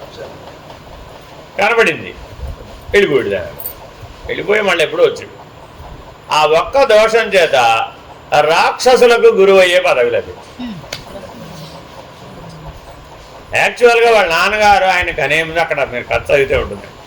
సాక్షాత్తు దేవగురువు అయినటువంటి బృహస్పతి వంటి కుమారుని కనాలని తపస్సు చేసి, యజ్ఞం చేసి, హోమం చేసి ఆ బలంతో కన్నాడు ఆ పిల్లవాడిని. ఎవరితో సమానంగా ఉండాలి? సాక్షాత్తు దేవగురు అయిన బృహస్పతి అటువంటి పుత్రుడిని కనాలని ఈ భార్గవుని కన్నాడు. సామాన్యమైన తపస్సు కాదండి అది. గురువు అయిన వాడినే కన్నాడు. కాకపోతే ఎవరికి? రాక్షసులకు. ఎందుకని తగాదా ఎక్కడొచ్చిందట? చిన్నప్పుడు ఏదో రకరకాలు చెప్తాం కదా పిల్లలకి. చెప్పేటప్పుడు ఏం చేసామంటే మనం అన్నిటితో పాటు స్వర్గలోక వెంకల విశేషాలు కూడా చెప్పేసాడు ఈయన, తెలుసు కదా అని చెప్తే అప్పుడు ఏమైపోయింది? అతనిలో స్వభావజనిత దోషం చేత, స్వభావజనిత దోషం చేత ఒకసారి స్వర్గానికి వెళ్ళి చూసేస్తే బాగుంది, అంతే, జీవితం మారిపోయింది. దేవగురువు అయినటువంటి బృహస్పతిగా అవ్వాల్సిన వాడు రాక్షసులకు గురువు అయినటువంటి శుక్రాచార్యుడుగా మారి. అది కరెక్ట్ అంటారా? ఇది కరెక్ట్ అంటారు? ఏదైతే గురువు గారే కదండి అన్నారు. గురు సాక్షాత్ పరబ్రహ్మ ఎక్కడైతే ఉందండి అంటావా? ఎంత తేడా ఉంటుందంటారు? దేవగురు బృహస్పతి ఎక్కడ, రాక్షస గురువు శుక్రాచార్యుడు అన్న. వీళ్ళందరూ కళ్ళు తాగుతూ తూలిపోతూ యావండి గురువు గారు ఎలా ఉన్నారు మీరు అని అడిగే రాక్షసుడు ఎక్కడ, మరి దైవీ లక్షణాలతో జీవించే దేవతలందరూ ఎక్కడ? తేడా లేదు. కాబట్టి తలరాతను మార్చలేము, నియతిని మార్చలేము, అర్థమైందండి? కాబట్టి ఇప్పుడు ఆ కళ్ళు తాగి వచ్చినటువంటి అర్చకుని యొక్క పుత్రుని మనం ఎలా చూడాలట? అర్థమైందండి? నేను కళ్ళు తాగలేదండి, వస్తూ లేట్ అయిపోయింది, మీ దగ్గరకే వస్తున్నాను. అమ్మ ఏం చేసినాయంటే, ఒరే నువ్వు పాలు తాగలేదురా బాబు, పాలచెం పట్టుకెళ్ళు, దారిలో ఎక్కడన్నా తాగు, లేకపోతే గుడికి వెళ్ళినాక తాగు, ముందు పరిగెట్టి అర్జెంటుగా టైం అయిపోయింది అని త్వరగా పరిగెట్టించింది. మధ్యలో దాహం వేసింది, మరి ఏం చేయాలో తెలియక చెంబులో ఉన్న పాలు తాగేశాను. నిలబడి పరిగెడుతూ తాగకూడదు అంటారు కాబట్టి కూర్చుని తాగాను. ఈయన నన్ను అలా చూశాడు. సాన్నిధ్య దోషం చేత, స్థాన దోషం చేత అధ్యాస కలిగింది. అర్థమైందండి? అధ్యాస చాలా జాగ్రత్తగా చూసుకోవాలండి. స్థాన దోషం చేత నారాయణమూర్తి ఏమైపోయాడు? జీవుడైపోయాడు, అంతే, వేరే ఏమి లేదండి. స్థాన దోషాన్ని నివర్తిస్తే నారాయణుడే. తల్లి గర్భం కాదయ్యా, వైకుంఠం అది. ఏమన్నాడు? తల్లి గర్భం కాదది, వైకుంఠం. ఓ మర్త్యలోకం కాదు ఇది. ఏమిటిది? వైకుంఠం అయ్యా బాబు. నారాయణుడు, కనబడేవాడు నారాయణుడే, చూసేవాడు నారాయణుడే, చూడబడేది నారాయణుడే. నారాయణుడే సర్వవ్యాపి అయి ఉంటే నీకు వేరే అన్యం కనబడే అవకాశం ఎలా ఉంది? మరి అప్పుడు ఇదేమిటి? వైకుంఠమే. కాకపోవడం ఏమిటి? నారాయణుడు ఎక్కడ ఉంటే అక్కడ వైకుంఠం. వైకుంఠంలో నారాయణుడు ఉండలేదు, నారాయణుడు ఎక్కడుంటే అదే వైకుంఠం. అలా నిర్వచించాలే కానీ వైకుంఠంలో నారాయణుడు ఉంటాడు అనకూడదు. అట చెప్తే కర్మ మార్గం, ఇట చెప్తే జ్ఞాన మార్గం. బాగా ఈ తేడాన్ని బాగా అర్థం చేసుకోవాలి. భ్రాంతిని దూరం చేసే విధానమే జ్ఞాన మార్గం. అధ్యాసను దూరం చేస్తుంది, ఆభాసను దూరం చేస్తుంది. ప్రకాశం కనబడుతుందా లేదా జీవుల్లో? ఆ ప్రకాశం నారాయణుడే. జ్ఞానం కనబడుతుందా లేదా? అది నారాయణుడే. జాగ్రత్తగా గమనిస్తే సత్ అంటే ఉనికి, చిత్ అంటే జ్ఞానం. చిత్ అంటే ఏంటండి? జ్ఞానం. ఆనందం అంటే ప్రకాశం. ఆనందం అంటే ఏంటండి? ప్రకాశం. ఎక్కడెక్కడ ప్రకాశం కనబడ్డా, ఎక్కడెక్కడ ఆనందం కనబడ్డా, ఎక్కడెక్కడ జ్ఞాన లక్షణం కనబడ్డా అదంతా ఎవరు? నారాయణుడే. అప్పుడు మరి అంతటా ఉన్న నారాయణుని మీరు దర్శించవచ్చు. అప్పుడు మీరు ఏమేమి తొలగించేశారు? అధ్యాస, ఆభాస, అపభాస, ప్రతిభాస. ప్రతిబింబ లక్షణాన్ని తీసేది. ఉన్నది బింబమే. ఆత్మ వేరు, పరమాత్మ వేరు. ఈ జ్ఞానం కలగడంతోనే ఆ ఆత్మయే పరమాత్మ యందు లీనమైపోతుంది. అంటే ఆత్మ వేరు, పరమాత్మ వేరు అనే భావం తొలగిపోతుంది. అప్పుడిగా మిగిలేది పరమాత్మయే. ఆత్మ అనేది ఒక పదార్థం కాదని తెలుస్తుంది. వస్తువు అనేది మానసికంగా పుట్టేది. Very very important. వస్తువు యొక్క జననం ఎక్కడండి? మానసికంగా పుట్టింది.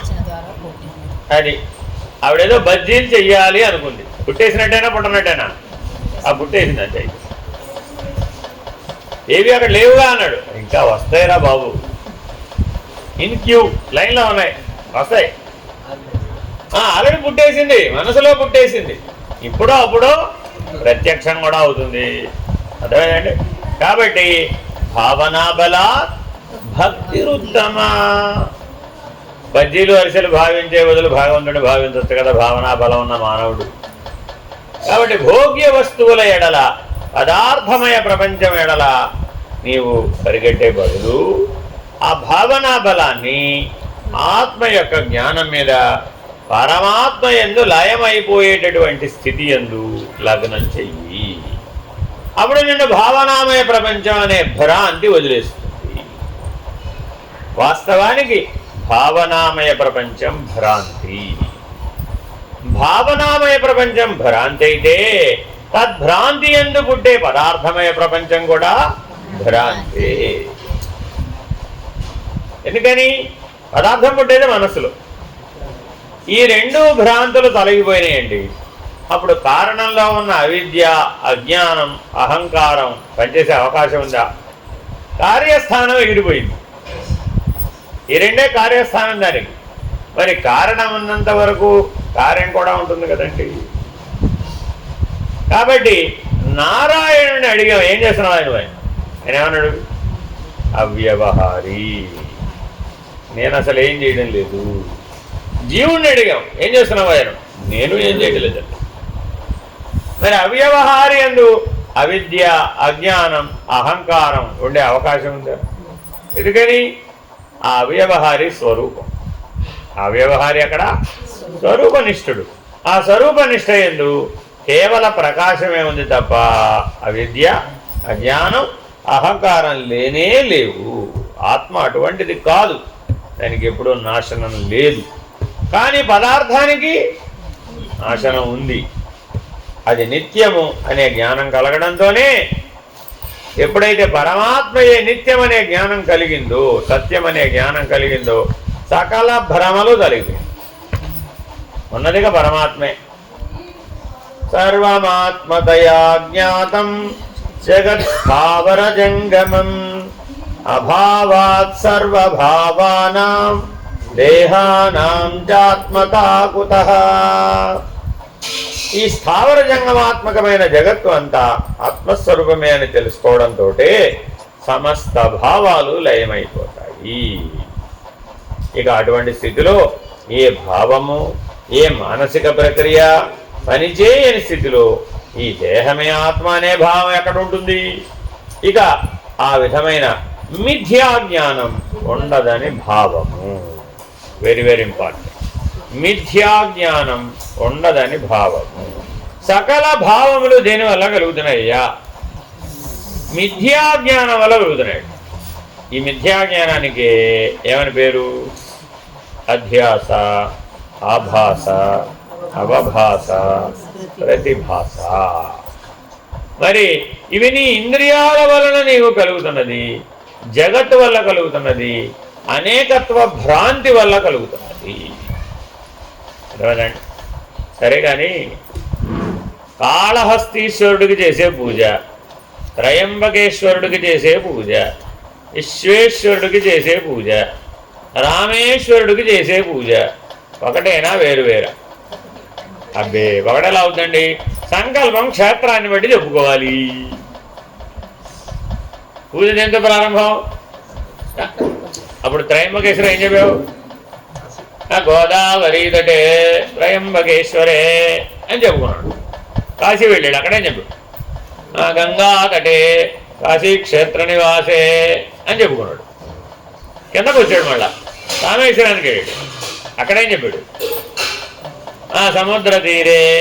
అంటే బంగాళాఖాతానికి సంస్కృతంలో ఏదో పేరుందండి, మన ఈ మధ్య ఎప్పుడో చెప్పారు ఆయన, ఏదో మొత్తానికి. సముద్ర తీరే రామేశ్వర క్షేత్ర నివాసే అని చెప్పుకుంటాం. మరి సంకల్పం వేరే వేరే కదండి. పూజ ఒకటేనా? పూజ ఒకటేనా? పూజ ఒకటైతే ఈశ్వరుడు ఒకడేనా?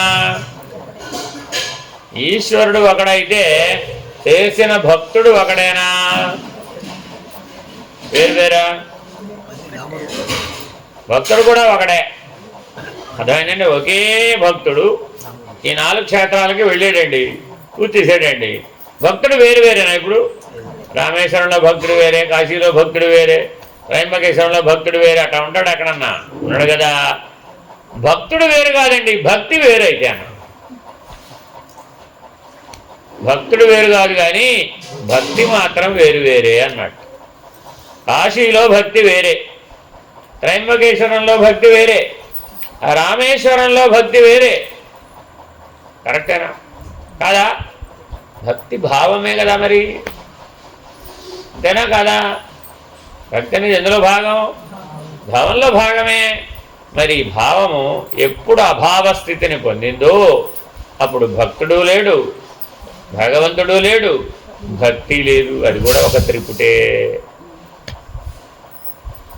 అభావ స్థితి యందు ఐక్యతా సిద్ధి కలిగింది. ఎవరెవరికి? భక్తుడు, భగవంతుడు, భక్తి 3 కలిసిపోయినాయి. అప్పుడు ఉన్నది ఏమిటండి? భగవంతుడే. ఈ భక్తుడు, ఆ భక్తి 2 వెళ్ళి భగవంతుడిలో పనిచేశాడు. తిన్నడు కథలో ఏమైంది? తిన్నడు గారికి ఏమొచ్చు మంత్రాలు? రుద్రమంతా ఉత్తరాదా తిన్నడు గారికి? నమస్తే అస్తు భగవాన్ విశ్వేశ్వర. నాకేం రాదయ్యా బాబు. మరి అలా ఎలా సాహిత్యం ఇచ్చేసాడండి శివుడు? మనం ఏమంటున్నాం ఇప్పుడు? సుస్వరం దోషం లేకుండా రుద్రం చదవడం నేర్చుకోవాలి. అంతేనా? ఇంకేం చేయాలి? షట్కాల శివ పూజ చేయాలి. ఇంకేం చేయాలి? బిల్వార్చన చేయాలి. ఇంకేం చేయాలి? గంగతో అభిషేకం చేయాలి. ఇంకేం చేయాలి? ఇంకేం చేయాలి? కానీ ఓపిక ప్రపంచంలో 108 ద్రవ్యాలు తెచ్చి పరమేశ్వరుడి మీద పోసేయాలి. అంతేనా కాదా? What is the end result? చివరికి ఏమైంది? చివరికి ఏమైంది? చివరికి ఏమైంది? భక్తి, భగవంతుడు, భక్తుడు వేరువేరుగా ఉండిపోయారు. ఇంత విశేషంగా పూజ చేసిన తర్వాత ఇంటికి వెళ్ళిన తర్వాత వాళ్ళ ఆవిడ అడిగింది, ఏమంటే ఎంతసేపు ఆలయంలో ఏం చేశారండి? ఏం చెప్పాడండి? 1 గంట సేపు ఆ పూజ గురించి చెప్తే కానీ ఆయన ఆనందం అంతా తనివి తీరలేదు. అంతేనా కాదా? తెలివైన వాళ్ళ ఆవిడ. ఇంతకీ భక్తుడు, భగవంతుడు, భక్తి 3 ఒకట అని ఇంటి దగ్గర కూర్చున్న ఆవిడ అడిగిందట. ఏం చెప్పాలి? పైగా ఎవరిని అడిగింది తెలుసా? నిత్యం శివాలయంలో అర్చన చేసే అర్చకుడిని అడిగింది. ఎందుకంటే ఇప్పుడు పర్మిషన్ లేదు అక్కడ. ఇప్పుడు ఎప్పుడు బయటే ఉంది, ఆయన ఎప్పుడు లోపలే శివార్చన చేస్తాం. ఇంటికి వెళ్ళిన తర్వాత అడిగింది, ఏమంటే చాలా కాలంగా చూస్తున్నాను మిమ్మల్ని శివార్చన చేస్తున్నారు కదా, నాకు సందేహం ఉంది, తీరుస్తారా? ఓ అడుగు తీరుస్తాను అన్నాడు. ఏమడిగింది? మీరు భక్తుడు, ఈశ్వరుడు భగవంతుడు, మీరు చేసే అభిషేకం అర్చనలు భక్తి, ఈ 3 ఒకటేనా వేరు వేరా అని అడిగి ఏం చెప్పాలంటారు? ఒకటే అన్నాడు అనుకోండి, మర్నాడు ఇది చేయక్కర్లే.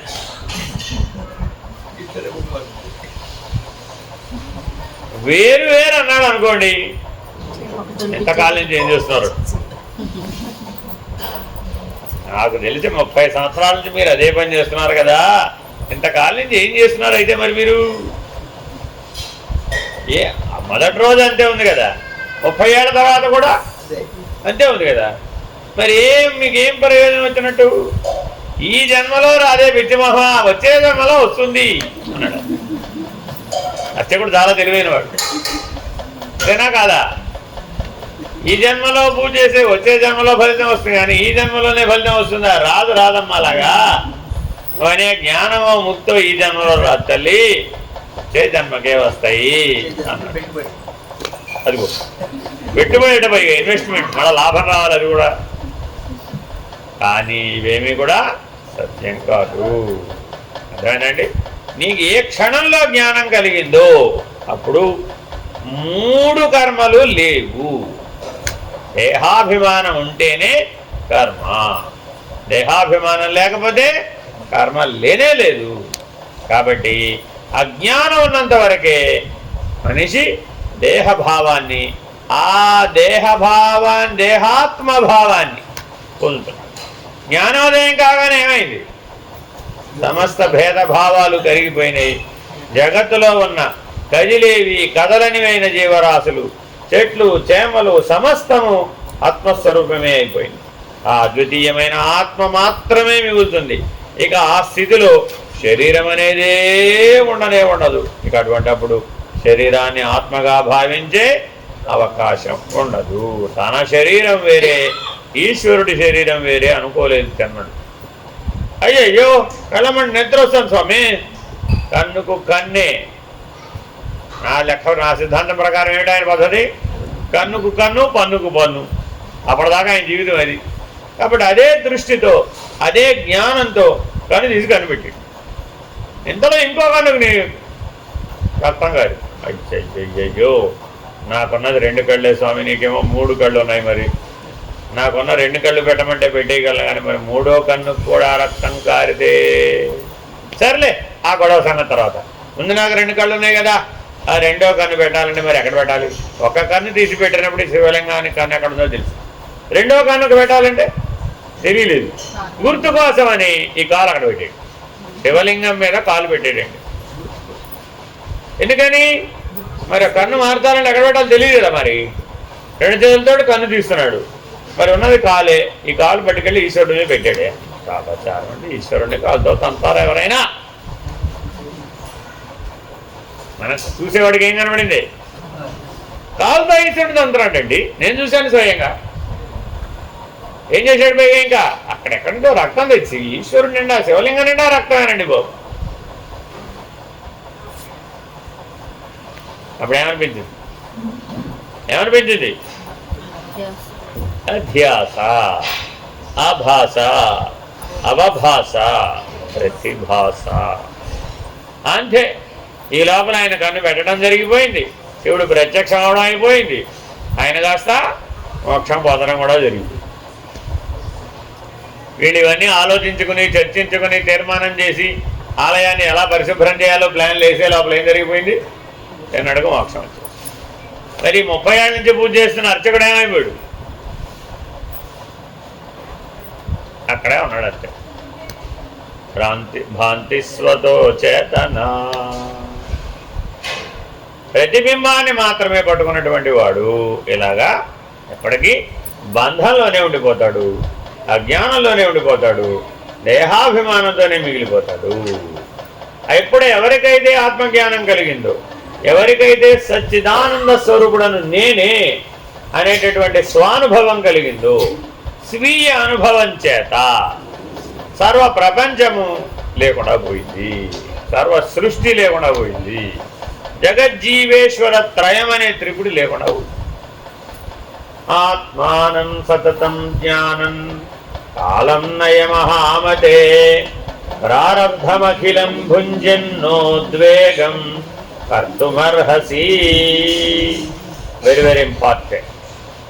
దీంతో మనం ఇవాళ పాఠం అయిపోతుంది. మనం ఈశ్వరుణ్ణి కాలుతో తన్నామనుకోండి, ఈశ్వరుడు ఏం చేస్తారంటారు? ఏదో సందర్భంలో ఏదో కారణం చేత ఉద్వేగం పెరిగిపోయి ఈశ్వరుణ్ణి కాలుతో తన్నాడండి. ఎవరు? జీవుడు. మరి ఈశ్వరుడు ఊరుకుంటాడంటారా? ఏమైనా రియాక్షన్ చూపిస్తాడంటారా? ఏమైనా శాపం ఇస్తాడంటారా? ఈశ్వరుడు అంతటి వాడిని కాలుతో తన్నాడు కాబట్టి ఉత్తర జన్మలో కాళ్ళు లేకుండా చేస్తాడంటారా? ఈ జన్మలో అంటే ఏం చేయడు కాబట్టి, వచ్చేసినాయి కాబట్టి. లేదు, ఈ జన్మలోనే కాళ్ళు పడిపోయేటట్టు చేస్తాడంటారా? ఏమో, ఏమైనా ఫలితం వస్తుందంటారా రాదంటారా? ఇంతకీ చేసిన పాపం చిన్నదా? ఈశ్వరుని తన్నటువంటి బాబు. మామూలుగా జీవులు తంతేనే అంటాం, పాపం నాయన జీవులు తనకూడదు, అవునా కదా? ఎటువంటి చిన్నపిల్లాడు కింద పడుకుని నిద్రపోతుంటాడండి. ఏం చేస్తారు? ఇంకో పిల్లాడు దాటడమో పరిగెట్టడమో ఏదో చేస్తాడు. ఈ లోపల వీడి కాలులో రే ఏమిటి నువ్వు చేసేది అంటాం. ఎందుకని? అధర్మం. పాపం. ఏది? జీవుడిదంటే. ఈశ్వరుడిదంటే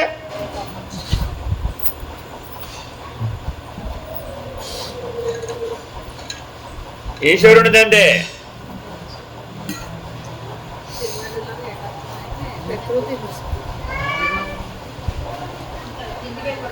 నియమం ప్రకారం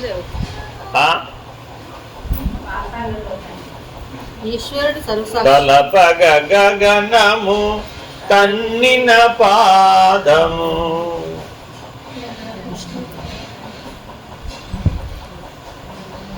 ఏంటంటే ఆయన చేసిన పని ఈశ్వరుడు తన్నాడు అనలేదా?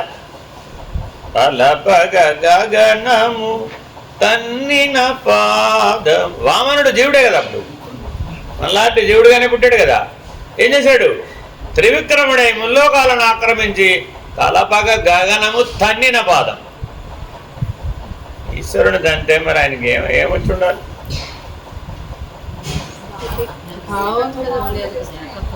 నాకు తెలియదు మరి. ఇప్పుడేగా ఈశ్వరుని తంటే అమ్మ ప్రమాదం అన్నారు మరి. తలపగ గగనమనే తన్నాడు ఏకంగా. ఆకాశలింగం. గగనం తనడం అంటే ఏమిటి?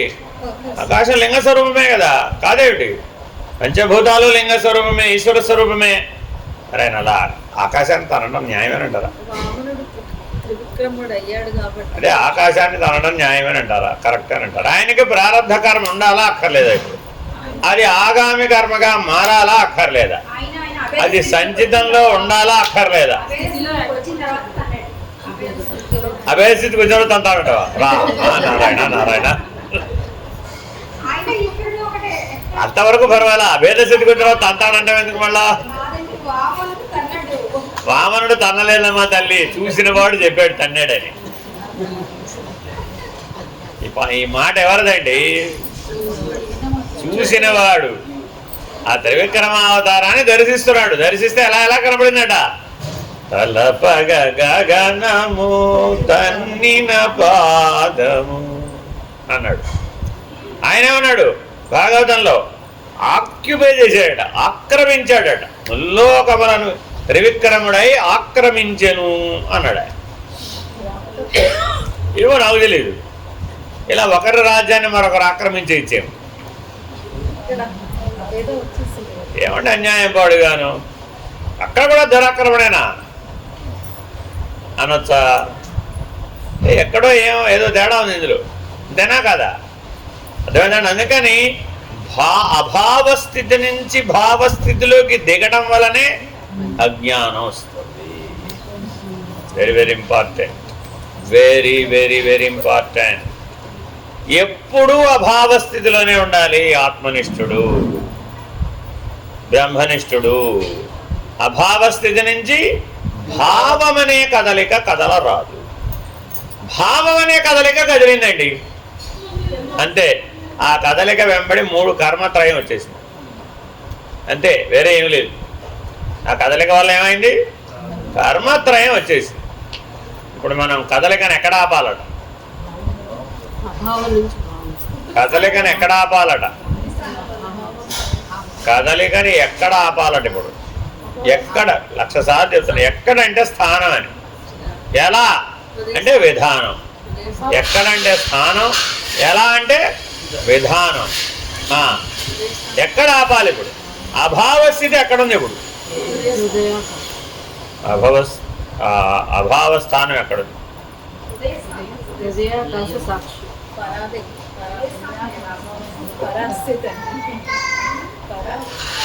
ఎక్కడ ఆపాలి? ఇప్పుడు పరమే వ్యోమన్. ఎక్కడ ఆపాలండి? పరమే వ్యోమన్ అంటే ఆ స్థానం పేరు అదే. సదా వ్యోమస్థితి ఎందు నిలిపి ఉంచాలట. వ్యోమం అంటే అంతరిక్షం.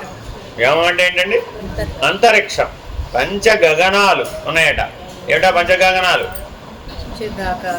భూతాకాశము, చిత్తాకాశము, చిదాకాశము, దహరాకాశము, కేవలాకాశము, అవతల పరము. అవతల ఏంటండి? పరము. ఇవన్నీ ఆకాశములు. అర్థమేనండి? దాని అవతల పరం పరమే వ్యోమన్. పంచ గగనములు దాటిన దగ్గర అభావస్థితి ఉన్నట్టు. ఇప్పుడు మనం ఎక్కడుందనుకున్నాం? ఇప్పుడు మన దృష్టిలో అభావం ఎక్కడుందనుకున్నాం? ఏవో భూతాకాశమో చిత్తాకాశమో చిదాకాశమో, మీరు ఏ ఆకాశాన్ని పట్టుకుంటే ఆ ఆకాశం, కనీసం ఆకాశంలో ఆకాశం అంటే ఏమిటి? జ్ఞాత జ్ఞానము గురుమూర్తి ఎవరైతే వాళ్ళు. అక్కడ ఏమింటుందట? ఆకాశంలో ఆకాశమే బాబు, ఇంకేమీ లేదు, మిగిలినవి ఏవీ లేవు. కాబట్టి మిగిలినవేమీ లేకపోవడమే అభావం. పరమాత్మ తప్ప మిగిలినవేవీ లేవు. ఏమిటిది? అభావం. అభావం అంటే అర్థం ఏమిటి? ఇప్పుడు పరమాత్మ తప్ప మిగిలినవి ఏమీ లేవు అంతే. ఇంతకీ దేవుణ్ణి గ్రౌండ్ ఫ్లోర్లో బెటర్ అంటారా, ఫస్ట్ ఫ్లోర్లో బెటర్ అంటారా? ఏమో నాకు తెలియదు. దైవ దర్శనం గ్రౌండ్ ఫ్లోర్లో బెటరా, ఫస్ట్ ఫ్లోర్లో బెటరా?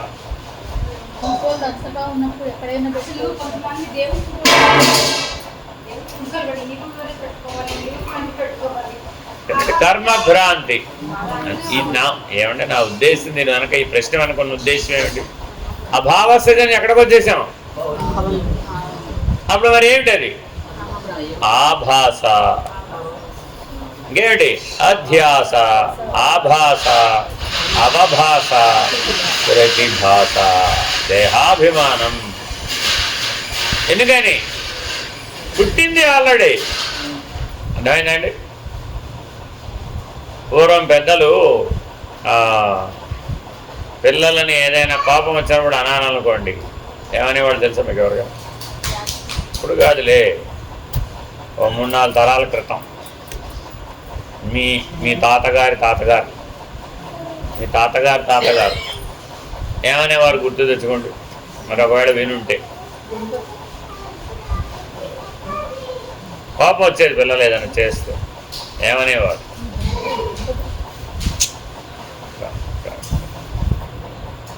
బాగా కోపం వచ్చినప్పుడు అనేవారు, వీడికి పుట్టింది పుండరీకం. అందుకే చెప్పారు మీ తాతగారు అని. వీడికి ఏమైందండి? పుట్టింది పుండరీకం. అది దీవెనే గాని అంటే అర్థం ఏమిటి?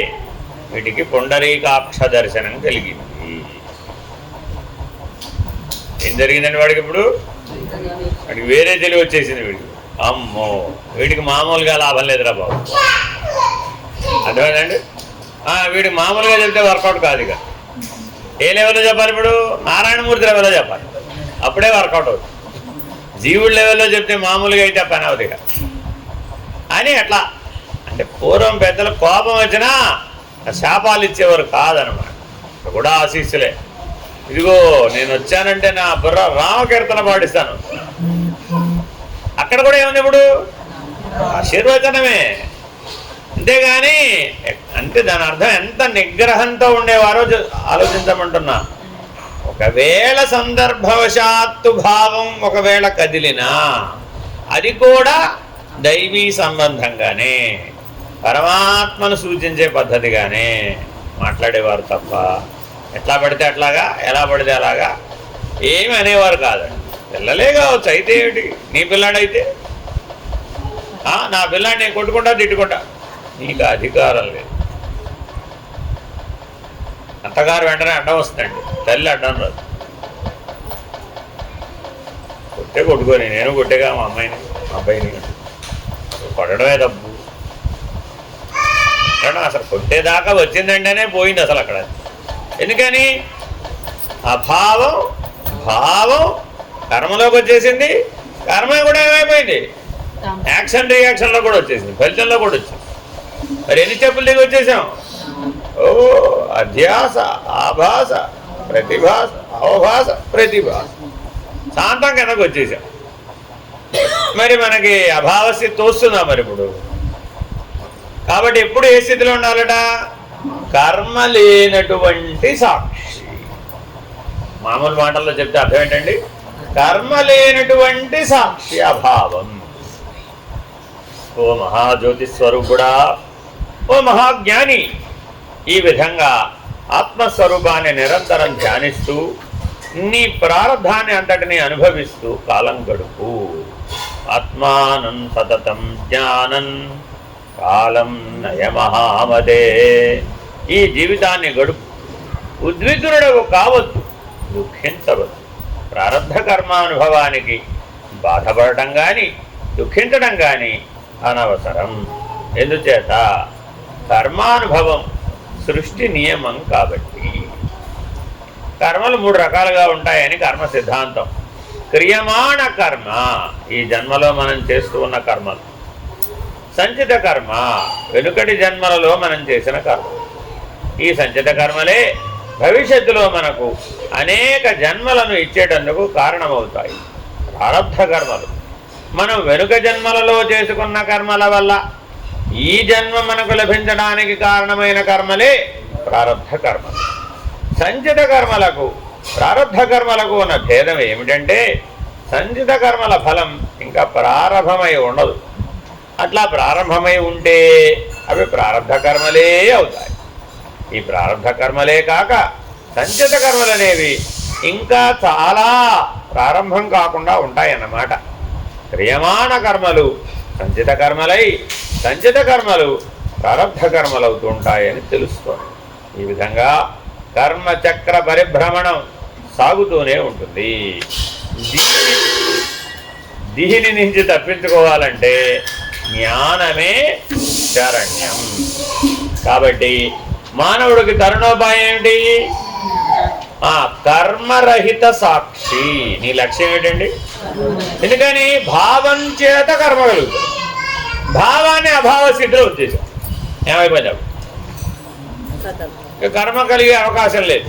అది క్రియమాణ కర్మ అయినా సరే, లేదా ప్రస్తుతము నీవు అనుభవిస్తున్న ప్రారంభ కర్మ అయినా సరే, లేదా వచ్చే జన్మకు నువ్వు వాయిదా వేసినవైనా సరే, లేదా అనేక జన్మార్జితమని గోడంలో దాచిపెట్టుకున్నవైనా సరే. మన దగ్గర 3 రకాలు ఉన్నాయండి. అర్థమైందండి? నీ సంగతి ఇప్పుడు కాదు, తర్వాత చెప్తా నేను అన్నావు ఎవరితోనో. జీవితం మొత్తం మీద ఈ మాట ఎవరితోనో అనుంటావా అనవా? ఒక్కసారి గుర్తు తెచ్చుకోండి. మీ జీవితం 30, 40, 50, 60, 70, 80 అయిపోయిందండి. ఈ జీవితంలో ఎవరిదైనా ఈ మాట మీరు అనుంటారా లేదా? అంటారా? ఎప్పుడు తెలుసుకోనైనా ఈ సంగతి, ఈ ఖాతా ఎప్పుడు తెలుస్తుంది? దీనికి నవీన విజ్ఞానం కూడా ఒక పరిష్కారం కనుక్కుందండి. This is called akashic record. ఏమంటారండి దీన్ని? నువ్వు రాసుకోబోతు లెక్క.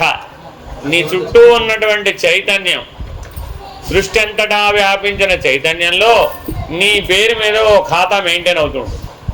ఇలా నువ్వు ఎన్నైతే చెప్పావో అవన్నీ ఉత్తర జన్మకి బకాయిల కింద లెక్క రాసేస్తాడు. నీ సంగతి ఇప్పుడు కాదులే, తర్వాత చెప్తాడు. అన్నావా లేదా?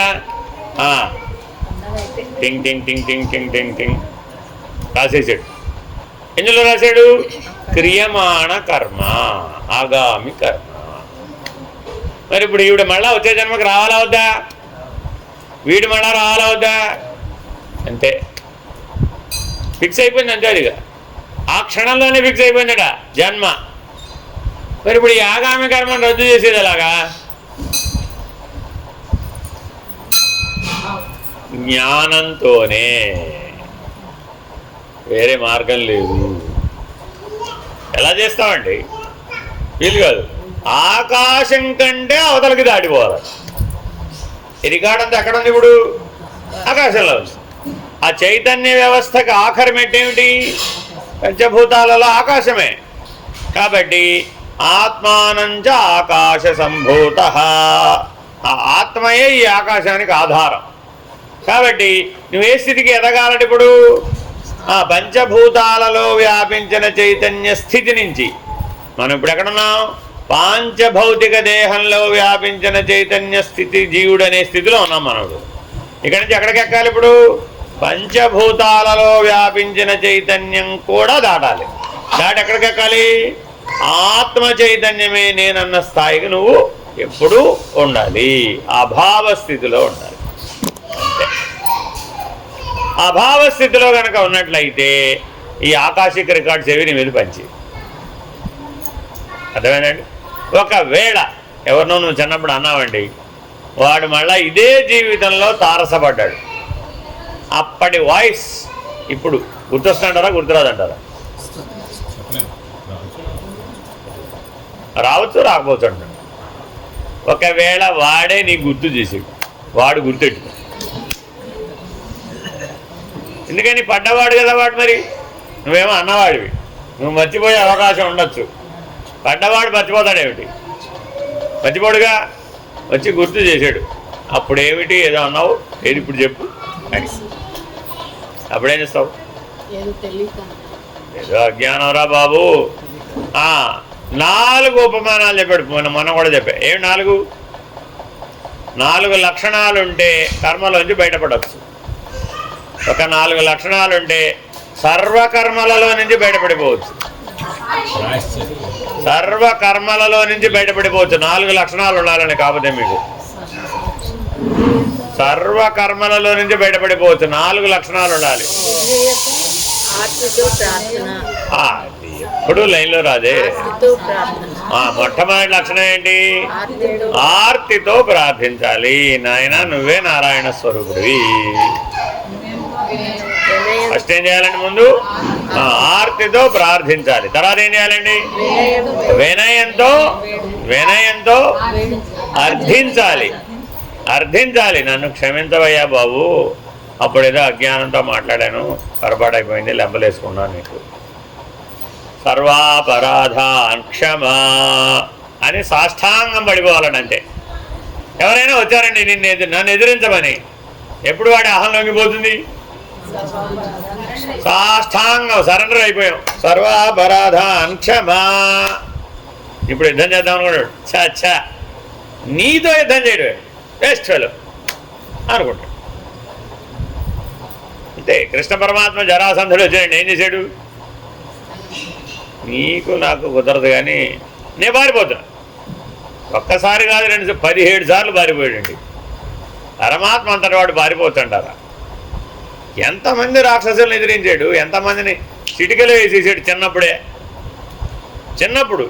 ఏది నెలల పిల్లాడు కానీ మరి బాగా పెద్దవాడై రణరంగ ధీరుడైనటువంటి స్థితిలో జరాసంధుడు వస్తే పారిపోయాడు. పారిపోవడం కాక రాత్రికి రాత్రి స్వజన పరివారంతో సహా వెళ్ళి సముద్ర మధ్యలో దాక్కున్నాడు అన్నమాట. అంటాడు జరాసంధుడు, చచ్చా నన్ను చూసి పారిపోవడమే కాక నీ పరివారంతో సహా వెళ్ళి సముద్రంలో దాక్కున్నావు, నీతో నాకు పోటీ ఏమిటి? చచ్చా నువ్వు పనికిరావు నాకు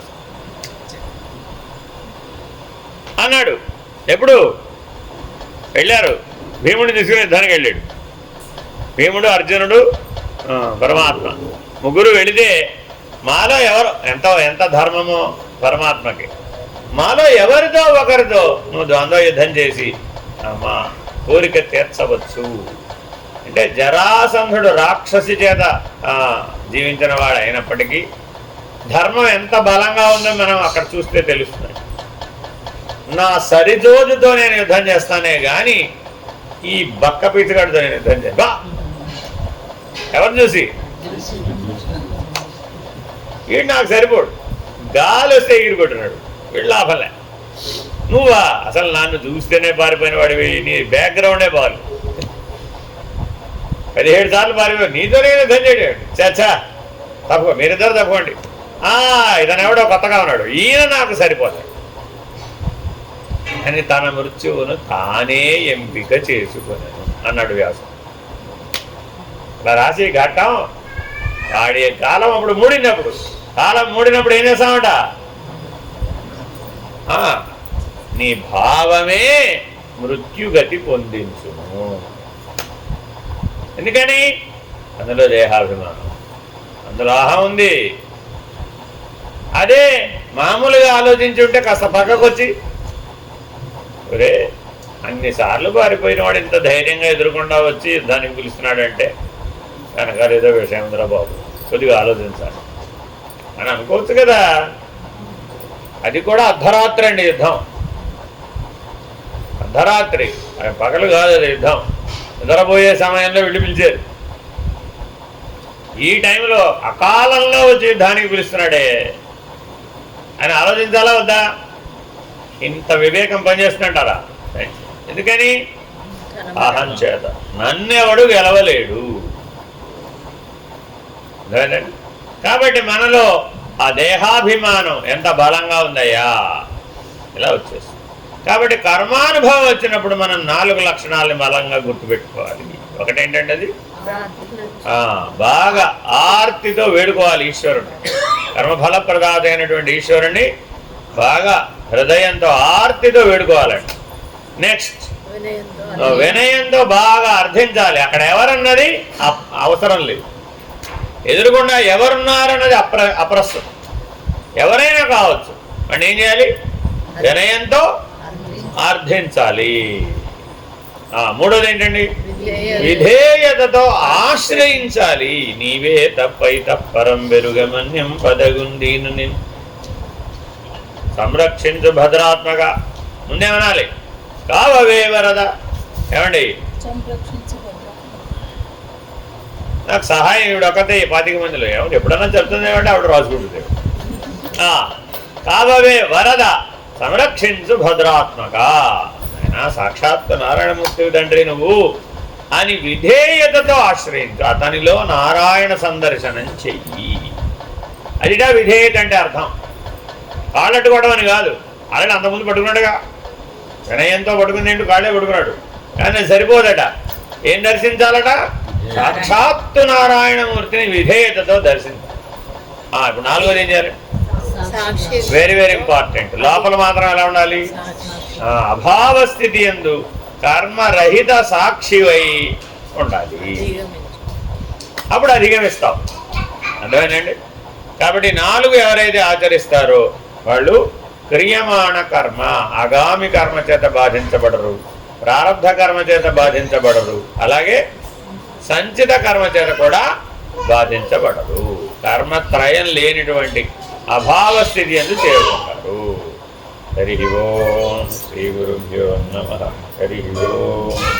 పూర్ణమద పూర్ణమిదం పూర్ణాత్ పూర్ణముదచ్యతే పూర్ణస్య పూర్ణమాదాయ పూర్ణమేవావశిష్యతే. ఓం తత్సత్. ఓం శాంతి శాంతి శాంతి. హరి ఓం. శ్రీ గురుభ్యో నమః. హరి ఓం. నారాయణ నారాయణ.